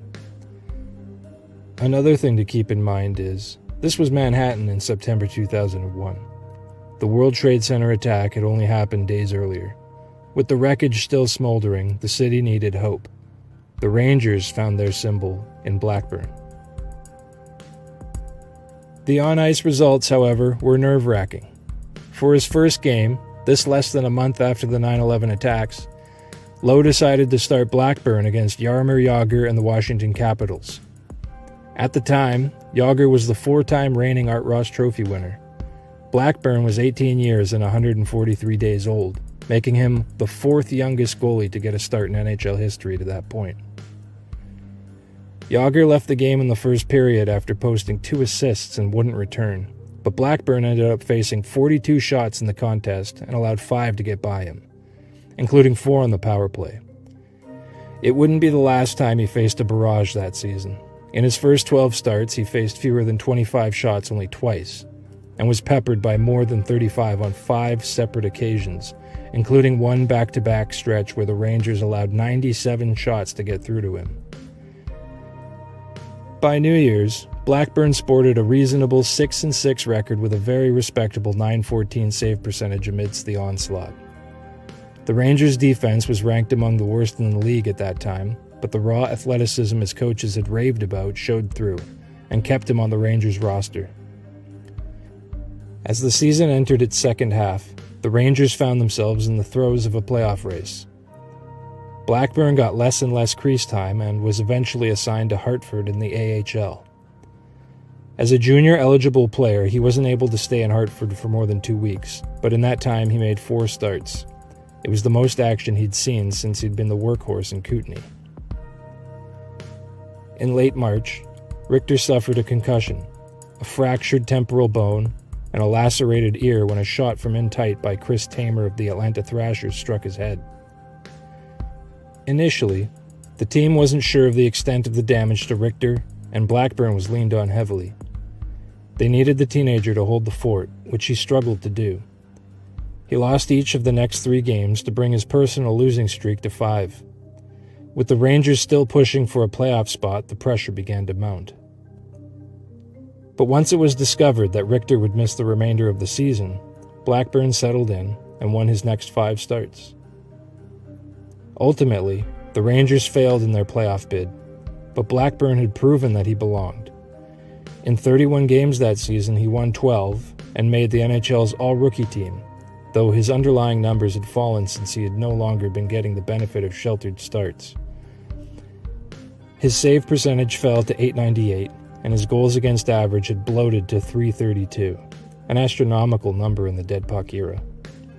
However, all who watched him play understood that the talent was there, and were willing to forgive a teenager for posting shaky numbers behind a poor defensive team in a desperate situation while playing in North America's largest sports market. When the next season started, Blackburn had secured the backup role, but Richter started 12 of the first 15 games. In that 15th game, in early November, Oilers forward Todd Marchant collided with Richter, concussing him. Richter was 36 years old, with a concussion history and coming off back-to-back off-season knee surgeries. By mid-December, it became clear to those around the organization that Richter's career was over. The net was, temporarily, Blackburn's. In his first start after the Richter injury, Blackburn pitched a shutout. And not just any shutout. It was the kind that every goalie dreams about as a kid. A scoreless tie won in overtime. At 19, Blackburn became the everyday starter and responded well at first, winning 5 of 9 starts with a .918 save percentage. Rookie head coach Bryan Trottier rode him, starting Blackburn in nearly every game. The strain showed. His results slipped, and over the next stretch he won only twice while his save percentage dropped to .863. When Rangers GM Glenn Sather acquired goalie Mike Dunham from the Nashville Predators, he arrived as the new number 1. Blackburn surrendered the starter's net and played only 10 more times. When it was all said and done, Blackburn had stuck around all year. At 20, he was a game-hardened veteran. He had proven to be a reliable backup and, when used sparingly, showed flashes of elite ability. With Richter out of the picture, and a little personal push, it was reasonable to think that Blackburn could wrestle the starter's job away from Dunham. That off-season, a non-contact, non-hockey-related nerve injury took away his glove hand. It happened before training camp, during weight training, and originated in his shoulder. The injury left him unable to close his glove hand, making conventional goaltending impossible. Initially, Blackburn tried to return to the ice and play through the injury. During a practice session, A diving save aggravated the damage. He was shut down again with no timetable for a return. It was an unusual affliction, to say the least. A torn muscle could be repaired, strengthened, and rehabbed. The injury to Blackburn's shoulder disrupted the signals controlling his glove hand, and the muscles used for reactionary saves began to atrophy. That April, Blackburn underwent exploratory surgery. The procedure was successful, but the nerve healed slowly. When he took to the ice, Blackburn found that he could no longer make the rotary movement necessary to make a glove save. Then, after brainstorming with Rangers staff, Sather, perhaps inspired by the duo glove hands of Bill Durnan, came up with the idea to play with two blockers. Blackburn agreed to try it. No one was sure it would work, but they would treat it as an experiment. Rangers equipment staff modified a left-handed blocker, sewing netting to its underside. The league approved the design, and the experiment was greenlit. Because of visa issues, Blackburn couldn't join the Rangers' ECHL affiliate in Charlotte. Instead, he signed with the Victoria Salmon Kings. The team was already deep in the standings. Results were secondary. The only question was whether a goalie could compete at a high level without a catching glove. Blackburn had to essentially relearn the position with no precedent to draw from. By the end of the campaign, results were inconclusive, but encouraging enough to continue at Rangers camp the following September. With the lockout over, the league returned with a renewed emphasis on speed and skill. For Blackburn, it was the last opening. Another pressure point emerged at camp. Blackburn was eligible for a $6 million insurance payout that would be voided if he continued playing. The choice was stark. Keep going without any guarantee his reinvented game would survive in a faster NHL, or retire due to injury and take the certainty. For a time, Blackburn appeared willing to gamble on himself, but a knee injury at training camp added one complication too many. At 22, he retired from active duty. That season, a new goaltending prospect emerged in Manhattan, one who seemingly came from nowhere, but poised and ready to take advantage of the void left by Blackburn's absence within the organization. It's impossible to know how Henrik Lundqvist's story unfolds had Blackburn avoided a simple weightlifting mishap. By all accounts, Blackburn never carried bitterness over how his career ended. He remained grateful that hockey had provided a good life for him and his family, and he stuck by it for a time, coaching and developing young goaltenders. In 2012, he returned to Madison Square Garden in an alumni game, briefly stepping back into the crease. His career wasn't defined by what he lost, but by how far he was willing to go to keep playing, even when the position itself had to be reinvented.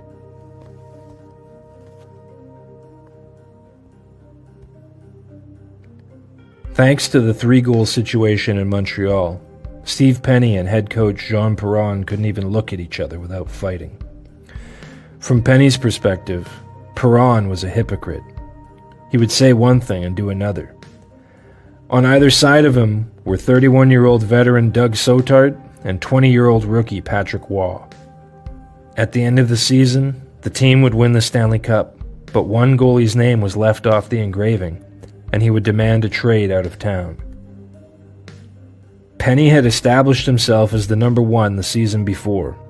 He had known the rush of home crowds chanting his name, but knee and groin injuries limited his effectiveness during training camp. Waugh and Soutard got a head start. Penney's legs were heavily taped, and he never found a rhythm. Midway through the year, veteran players on the team expressed frustration with the goaltending situation.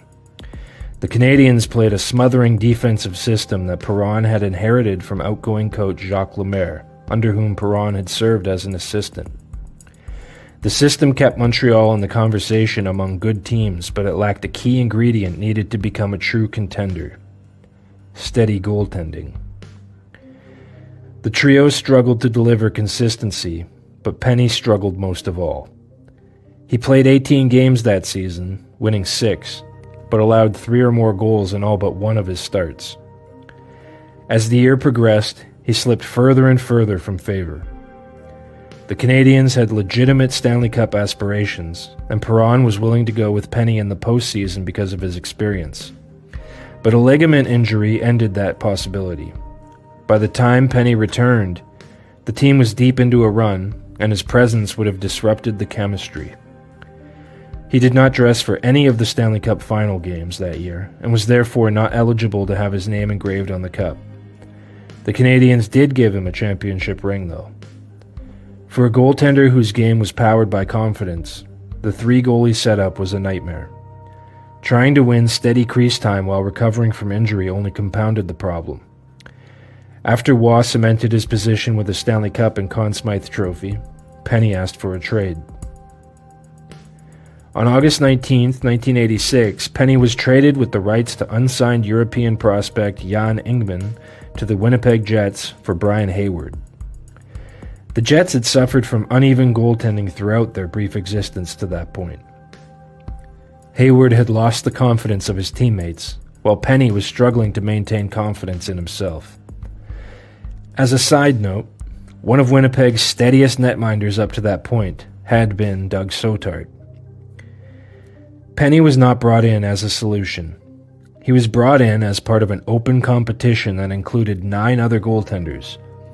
Winnipeg general manager John Ferguson took a flyer on Penney, hoping he could regain his 1984-85 form.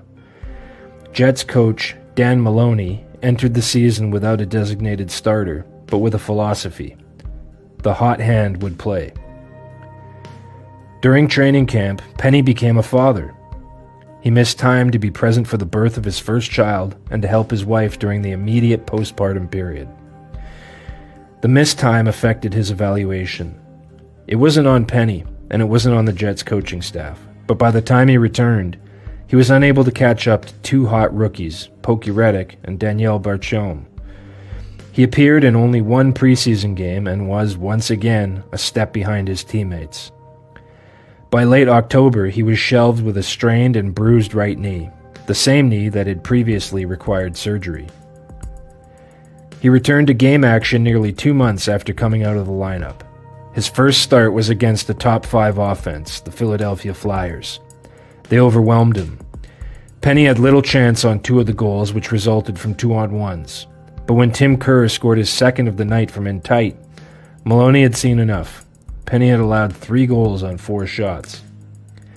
From that point forward, Penney never regained the confidence of the coaching staff and never regained a foothold in Winnipeg. Penney was given only 2 more NHL starts the rest of the season. Those came against a pair of powerhouses, Edmonton and Washington. As the veteran of the group, it made sense for Maloney to deploy Penney in this way, but it did nothing to help him reclaim a full-time role. Nobody was quite sure what to make of him. The results were poor, and the numbers reflected that. But his play still suggested enough to coaches that he belonged in the league. By the end of the campaign, Penney had appeared in just 7 NHL games and had been given only 5 starts. He also played 4 games on assignment in Sherbrooke. Once again, he played just well enough to warrant another look. By March, he was still on the main roster, but was no longer dressing for games. He had reached an uncomfortable middle ground. He wasn't playing bad enough to be released, and he wasn't playing good enough to trust. Most of all, he wasn't being played enough at all to afford a proper evaluation. Penney didn't request a trade this time, but he did inquire with John Ferguson about his trade value. There had to be a team out there with a goaltending need. Winnipeg kept him high on the shelf, very high, in the press box. He remained a positive presence in the room, but he was unhappy with the situation. All he could do was be a supportive teammate, continue training, and wait for an opportunity. A one-game-and-see approach didn't suit him. Penney had always been a confidence and rhythm goaltender. With a clear understanding of where he stood, he could relax and just play. Ferguson sent out feelers, but there were no bites. The trade deadline came and went. By that point, Penney effectively had no trade value. It's said that a double-minded man is unstable in all his ways. The same can be true of an organization. The Jets' position was to explore trading Penney, while also being content to keep him. The situation created a negative feedback loop. Maloney preferred to play the hot goalie. Penney was out of rhythm, while the rookies had momentum. With the team winning, there was little reason to disrupt the flow. Without crease time, Penney had no chance to reset. With no chance to reset, market interest stayed low. As long as market interest remained weak, he stayed put, and the loop reinforced itself. Ferguson didn't appear eager to move him. He was willing to bring Penney back for another season because, in Ferguson's assessment, he was still a quality NHL goaltender. Early into the following season, Penney was still awaiting a trade. A couple of teams expressed interest, but nothing materialized. After clearing waivers, he began the year with Winnipeg's AHL affiliate in Moncton. It no longer appeared likely that a trade would happen at all. Penney played well in Moncton, well enough to stir trade rumors once again. By the time he was recalled in January, Penney had formally requested a trade. The Jets hedged. If he carried his AHL momentum to the NHL level and stabilized the net, the organization would look shrewd for having kept him. Internally, the message remained vague. Play well and see what happens. Penney was told that how long he stayed with the club depended on how well he played, but that environment had never been one in which he thrived. To the Jets' credit, they gave Penney a legitimate opportunity this time. He received 4 starts in 5 games. He opened the stretch with 2 wins, but finished it with goals against average north of 4 and a save percentage around .830. He appeared in 3 more losses for Winnipeg and then quietly disappeared from the picture. For Penney, the ending didn't come in a dramatic 10-goal loss or a redemptive final performance. He was given one formal final opportunity, and it didn't hold. Eventually, the league simply stopped calling. Looking back, Steve Penney said his proudest moment wasn't the playoff run in 1984. It was the season that followed, when he proved to himself that he belonged. When we look at the shape of Steve Penney's career, we can see how coaching decisions accumulate. Not one choice, but a series of them. Philosophies, preferences, timing, each small on its own, but heavy in total. Coaching is a transient job, and that reality creates urgency. Decisions have to be made quickly. Systems have to be deployed. Once a season is in motion, there is rarely room to wait, or to ease a goaltender back slowly from injury. The margin between winning and losing could narrow to a single position, and when that happens, patience becomes a luxury. In Penney's case, nothing ended abruptly. There was no single moment where the door slammed shut. Instead, a series of expedient decisions slowed his career to a halt. Hockey is the fastest game there is, but sometimes it's the slow, procedural parts of it that have the greatest impact.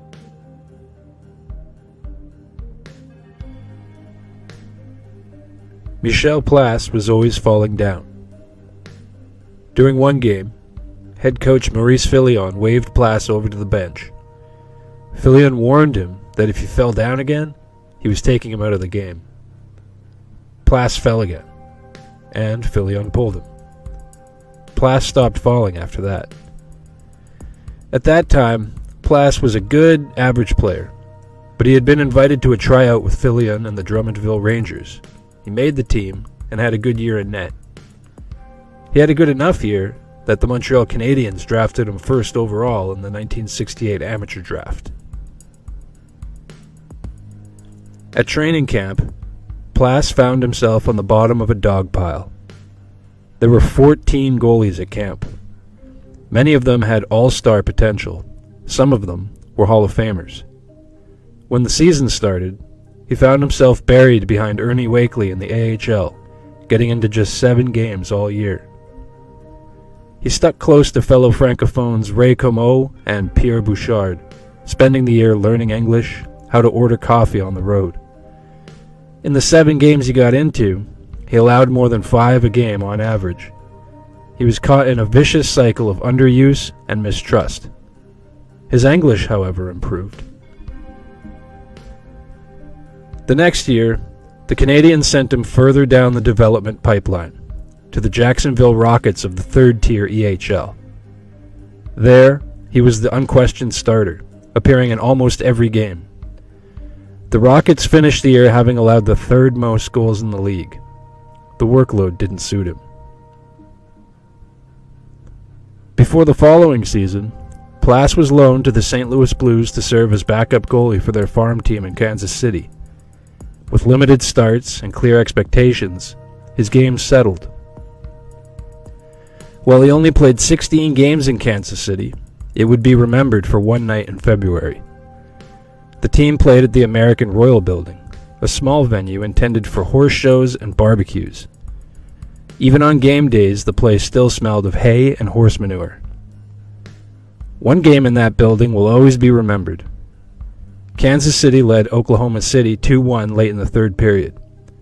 Short-handed, the Blues faced a final push as the Blazers pulled their goalie for an extra attacker. With under a minute to play, Oklahoma City defenseman Paul Hurley fanned on a dump-in. The puck slid directly to Plasse. Plasse tried to clear the zone and sent it directly into the open net. Plasse was almost apologetic about it later, insisting that he was only trying to clear the puck out of the zone. Still, he had to concede. It was a hell of a shot. But the play stood as a milestone of the game. By accident, he had become the first professional goalie to score a goal. Because of a blizzard, only a stalwart crowd of 850 saw it. It was an omen of things to come in Kansas City. But more telling than the goal was this. Plasse excelled in a limited role with the Blues affiliate, cutting his goals against average by more than 2 full goals from the previous season. When that season was over, he was returned to Montreal. In Nova Scotia, Plasse formed a tandem with Wayne Thomas. Plasse blossomed in this setting, finding a comfort level and helping the Voyageurs to their second-best goals against record in the circuit. But when the playoffs started, Plasse distinguished himself. He became the undisputed star of the playoffs, winning 12 games with 3 shutouts and sporting a goals against average of 125 to help the Vs to their first Calder Cup championship.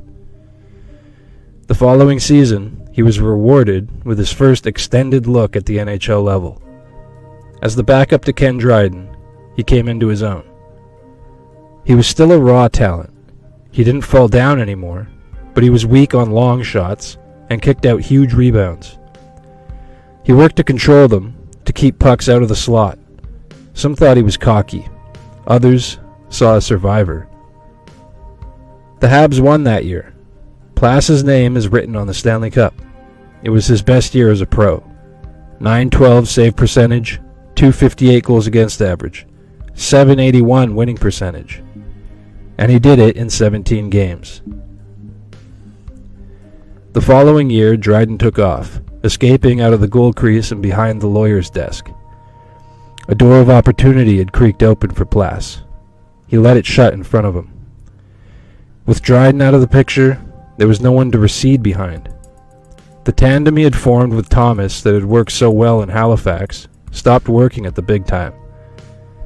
In a game in late January, he allowed 8 goals to the Boston Bruins and lost the trust of head coach Scotty Bowman. That game followed a 9-goal shellacking at the hands of the Maple Leafs a month earlier. Plasse lost his job to Bunny Larocque. He finished the year with 2 more bad losses and back-to-back starts. It would be the only time in his career that he would spend 2 full years on one team without movement. Montreal left him exposed in the expansion draft. While he had his on-ice struggles, he remained an upbeat presence in the locker room, singing prophetic tales of greener pastures in Kansas City. The prophecies came true, and for the second time in his career, he moved from Montreal to Kansas City, but this time, he was staying in the NHL. The Kansas City Scouts didn't attract many fans, and it wasn't blizzards keeping them away. The team was awful. It was a team composed mostly of leftovers and cast-offs from previous expansion drafts, B prospects, and forgotten veterans. They were awful. One of the lone bright spots, however, was Plasse. But when he asked for a raise over the $40,000 contract he had originally signed in Montreal, he was traded. When he landed in Pittsburgh, he was an instant upgrade to the backup position. He looked good. The Penguins were seen as a young, up-and-coming team, and he fit right in. In the 1975-76 season, he fell into the starter's role. He was winning games and playing well. On trade deadline day, Plasse, Gary Innes, and third-stringer Gord Laxton were hanging out together, as was their style, when the news came down. Innes had been traded for veterans. Plasse faltered. He started 12 of the final 13 games down the stretch. His save percentage plummeted from .898 to .877. His goals against average ballooned by half a goal. The Wags in Pittsburgh accused him of losing confidence and fearing success. The simpler explanation was team chemistry. Innes had been more than competition. He had been balance. Plasse played well in the playoffs, recording a shutout in 3 appearances. The Penguins, however, ran out of offense and exited early. Not long after, Pittsburgh moved him, reacquiring the same goaltender they had traded away to get him. For 3 years, Plasse was the starter in Colorado. The Colorado Rockies had inherited the Scouts' color scheme, roster, and financial problems. Plasse looked good there, the eye of the hurricane. In his second season, he was injured and sent on a conditioning stint to the Philadelphia Firebirds. When he suited up for them, it marked his 12th team in 11 professional seasons. When Don Cherry took over behind the bench, he added volatility to an already unstable situation. Plasse quickly fell out of favor with Cherry and spent most of the year with Fort Worth Texans of the CHL. He had a rough year there behind Bill Olashuk, but when Olashuk stumbled in the playoffs, Plasse came alive. He led the Fort Worth Texans to Game 7 of the Adams Cup Final. They lost to Joey Mullen and the Salt Lake Golden Eagles. During the run, Plasse looked unbeatable at times, but he allowed one too many early in the first period of Game 7. One less than 5 minutes in, held up as the winner. When the season was over, Plasse once again looked for a raise and was once again shown the door.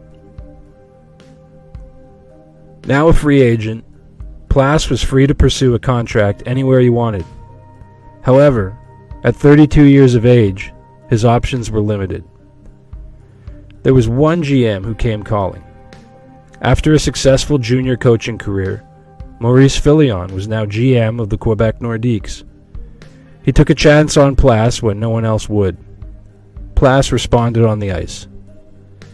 When starting goalie Michel Dion began to struggle, Plasse managed to carry the load for a while and provide a steadying presence until Filion was able to trade for Dan Bouchard. It would be the last taste of regular NHL action that Plasse would enjoy. The following season, Plasse struggled out of the gate and was eventually traded to Hartford, where he would play a handful of games for the Whalers' Binghamton affiliate. He retired before the end of the 1981 calendar year.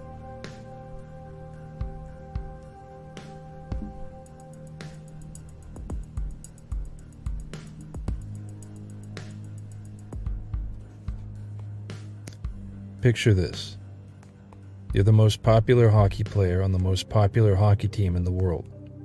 Night after night, you feel the roar of the crowd in your packed home building as you play on the club's top line with your best friend.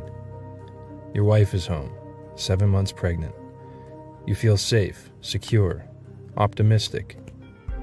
In a matter of hours, you find yourself standing at the blue line of a half-empty, unfamiliar building in an unfamiliar city. Your uniform is all the wrong colors, and the organist is playing the wrong home anthem, and nobody even knows how or why you ended up there. This is the story of when Lanny McDonald was traded to the Colorado Rockies. Everybody loves Lanny. Even today, nearly 40 years after his retirement, his visage remains one of the most iconic in hockey. In the late 1970s, he was a key member of a potentially championship-level nucleus. He enjoyed 4 consecutive 40-goal seasons as a Leaf, and was prominent in community outreach, hospital visits, youth programs, Special Olympics. Lanny was already forging a legend both on and off the ice. And so, it was all the more shocking when he was unceremoniously traded to what was then the NHL's answer to Siberia, the Colorado Rockies. Maple Leafs fans expressed shock, disbelief, and anger at the news of the trade. Some even protested outside of Maple Leaf Gardens the following night. Toronto team captain Daryl Sittler cut the C off his sweater, resigning in protest. On the surface, it was a move designed to shake up the core of a team that had lost 2 consecutive years to the Montreal Canadiens in embarrassing series sweeps, and 3 consecutive seasons before that to the Philadelphia Flyers. They were contenders, they were close, they just weren't a championship-level team yet. Beneath the surface, fans understood that Lanny McDonald wasn't the problem, ownership was. The many abuses of Harold Ballard as principal owner of the Maple Leafs are numerous and legendary. Ballard had been with the Leafs organization for decades. He has his name engraved on the Stanley Cup and was even inducted into the Hockey Hall of Fame as a builder for his work with the Leafs. But by the time he had a controlling share of the team in 1971, he had developed a reputation as tight-fisted, combative, and controlling. According to one apocryphal tale, in 1964, the Beatles performed to a packed house at MLG on a hot and humid day. Ballard opened the doors early, tampered with the building's climate, and increased the cost of drinks at the concession stands. In another famous tale, when the league mandated nameplates on the backs of jerseys, Ballard made them the same color as the jersey so that fans couldn't read them in order to prevent a drop in program sales. He was 1 part P.T. Barnum and 1 part Boss Tweed. In 1972, Ballard was convicted of a whopping 47 counts of fraud, tax evasion, theft from Maple Leaf Gardens, and using Gardens funds to renovate his home. Despite spending a year in Millhaven prison, Ballard maintained an iron-fisted grip on the organization from behind the prison walls. Reporters described his level of control from behind bars as uncanny, authoritarian, and absurd. Upon his release, Ballard's domineering took on epic proportions. He became more petty and vindictive, more mistrustful of those under him. What had once been a hands-on approach now looked like a man asserting absolute authority, not only over the team, but over everyone within its orbit. By this time, Ballard's view of his players had hardened from perception into policy, resulting in disputes that effectively kneecapped the organization's ability to build a contender. Players with influence bothered him, the best players, men like former captain Dave Keon, who had become a symbol of independence inside the building. Ballard saw a unified, confident locker room as a threat to his authority, not an asset. Every dollar that went to one of his players was, in essence, a dollar taken out of his own pocket. The WHA was inflating salaries, and the NHLPA was gaining strength, which only deepened his hostility toward both. Sittler was vice president of the Players' Union, and had become the face of the franchise, beloved by fans and teammates alike. The Maple Leafs had built a solid core of Sittler, McDonald, Tiger Williams, defensemen Borja Salming and Ian Turnbull, and an acrobatic show-stopping goalie in Mike Palmatier. But at the heart of the team was Sittler.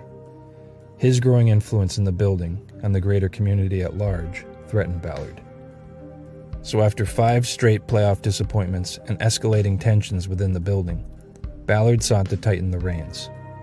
He wanted to stamp out the country club atmosphere around the Maple Leafs, and in the 1979 offseason, brought back Punch Imlich to run the team. Imlich had been the Leafs' head coach and GM during their glory days of the 1960s, and he was brought in to be Ballard's proxy. Back then, Imlich was answerable to a 7-member board that included Ballard, so he knew that he was bringing in someone agreeable and controllable. Imlich had a reputation as an abusive taskmaster, and it's believed by some that his Maple Leaf team sprouted into a dynasty not because of him, but in spite of him. Imlich believed that the Leafs had about 5 or 6 good players, and the rest of the roster needed to be overhauled. the macho head games began almost immediately.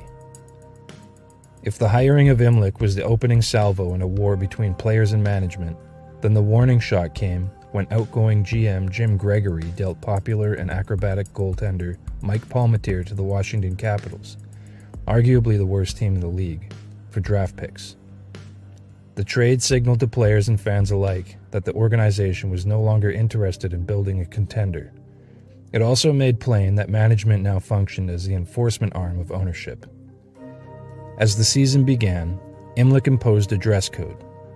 Players were no longer allowed to drink beer on the team bus or plane. The players bristled. Sittler and Imlich butted heads, but Sittler had a trump card. Sittler had a clause in his contract that required he be paid $500,000 to agree to any trade involving him. With the tight wad Ballard in the owner's box, Sittler was essentially immovable.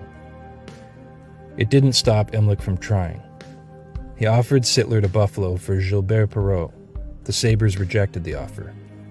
He offered Sittler to the Flyers for Rick McClish and Moose DuPont. That deal never materialized either. Imlich and Ballard wanted to undermine Sittler's authority in the locker room and emphasize their own. Then they devised a spiteful plan. If they couldn't deal away Sittler himself, they'd just trade away his best friend, confidant, and right-hand man, Lanny McDonald. The trade was never about Lanny McDonald. It was about hurting Sittler and undermining his authority. As for the trade itself, Lanny was packaged with young, stay-at-home defender Joel Quenneville to a Colorado Rockies team that was desperate for both offense and defense. In return, the Leafs got forwards Wilf Paymon and Pat Hickey. The deal landed like a knockout blow after a series of earlier roster jabs, which saw Imlich deal away younger players for farmhands and the bizarre choice of re-signing retired 41-year-old defender Carl Brewer. Imlich may have been trying to recreate his blueprint for a championship team from the 1960s of relying heavily on cagey and trusted veterans. Brewer had long been an opponent of Sittler's negotiating agent Alan Eagleson. The move was strictly political. Brewer hadn't played in nearly a decade. In essence, he was the ultimate company man.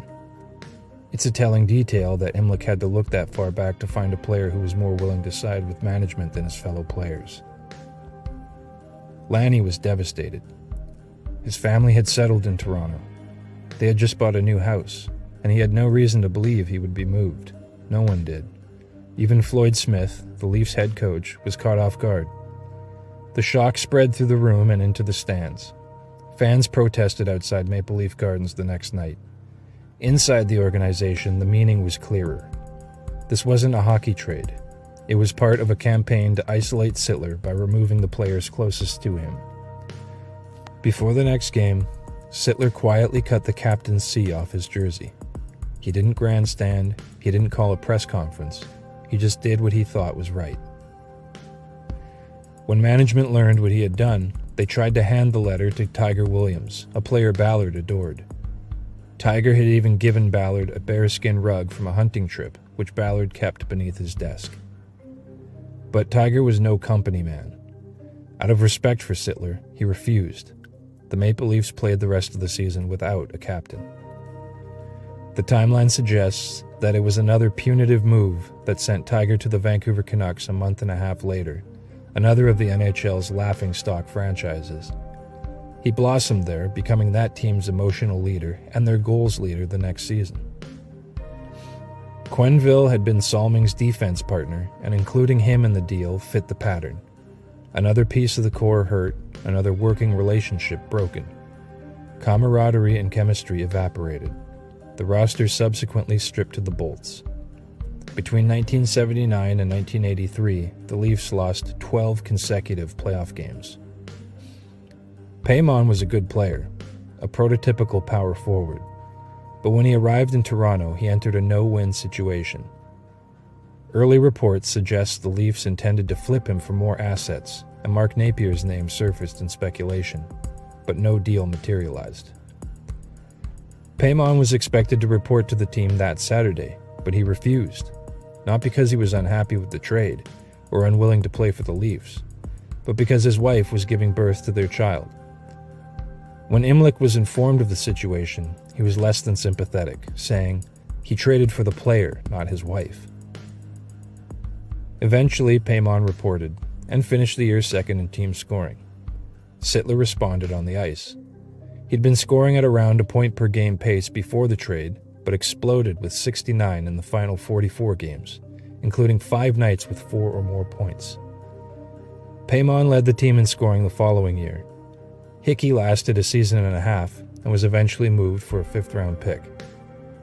Ultimately, Perreault did get traded, this time to the Quebec Nordiques for Miroslav Fraiture. Fraiture was dealt many years later for Darren Veach. Veach was dealt for Keith Osborne. Osborne was taken by the Tampa Bay Lightning in the expansion draft. In the 1980 offseason, Imlich suffered a heart attack. Ballard named himself acting general manager and struck a deal with Sittler. He would return as captain. Ballard also re-signed Borja Salming, offering a contract Imlich had refused.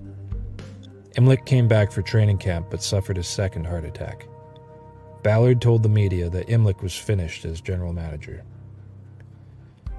Aside from Salming, after a whirlwind of activity, the team the Leafs iced at the end of the 1982 season was completely unrecognizable from the team they had iced at the beginning of the 1980 season.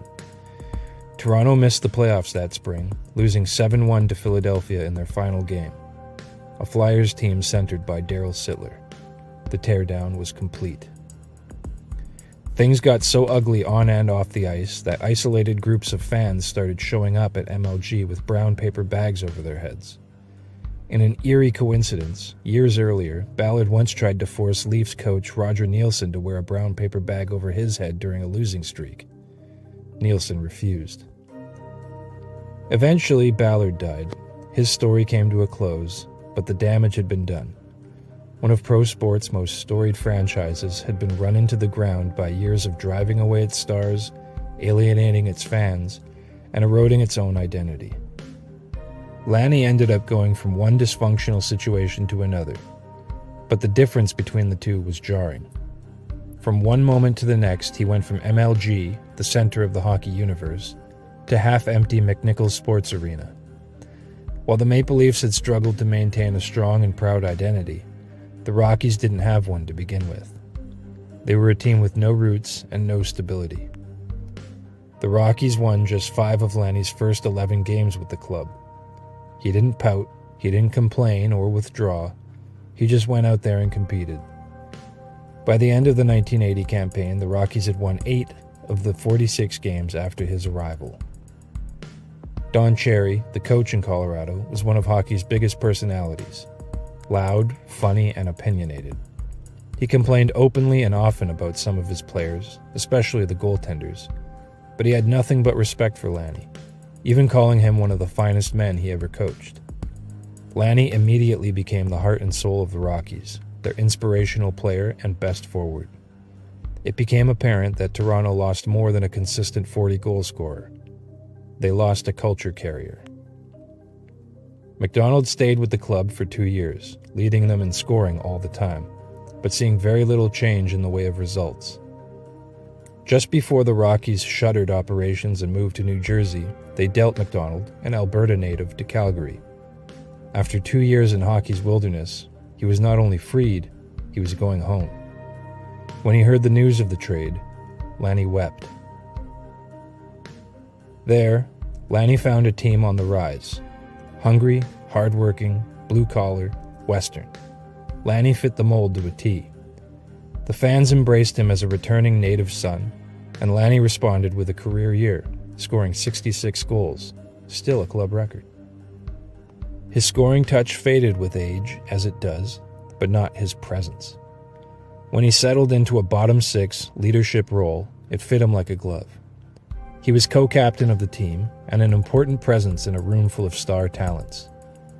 Off the ice, Lanny became the NHL's public face for charitable works, fully embraced and respected by the community at large. Meanwhile, the Toronto Maple Leafs floundered, lacking a strong veteran core in the room. In 1989, Lanny's final season, he scored his 500th goal and 1,000th point, erasing any doubt that he would be enshrined in hockey's Hall of Fame. That year, the Calgary Flames won the Stanley Cup. Lanny scored a goal in the deciding game in Montreal. When the Stanley Cup trophy was presented to the Flames, his teammates pushed Lanny forward so that he could be the first to lift it. The fact that it happened against the Canadiens, the very team that had authored the Maple Leafs dismantling a decade earlier, was almost Homeric in proportion. It's the kind of storybook ending that a career like Lanny's deserved, an ending that Salming and Sittler never enjoyed. But they weren't the problem in Toronto. Ownership was. After Ballard's death, Maple Leafs ownership and management opened the doors to alumni, no longer making former players pay for tickets to enter the building. Cliff Fletcher, the man who brought Lanny home to Calgary, took over as GM in Toronto and made a reconciliation with Sittler on the team's behalf. Ultimately, all three of their numbers were retired: Sittler's and Salming's in Toronto, and Lanny's in Calgary. The trading of Lanny McDonald was neither the first nor the last blow in the Maple Leafs Civil War, but it was the point of no return. A house divided against itself cannot stand, and when the Leafs fell, they fell spectacularly. The Maple Leaf story exposes the dangers of a rebuild, especially an unrighteous rebuild caused by spite and pettiness. The Leafs have felt like a cursed franchise since that time. Team culture and identity can be a fragile thing. Toronto never seemed to find the right mix to correct theirs. Even now, more than 45 years later, they're still trying to find it. The Leafs were like a kid building a sandcastle on a beach, and the project was coming together. Then, a bully comes along and kicks the castle over, and here's the twist. That bully was the kid's own father.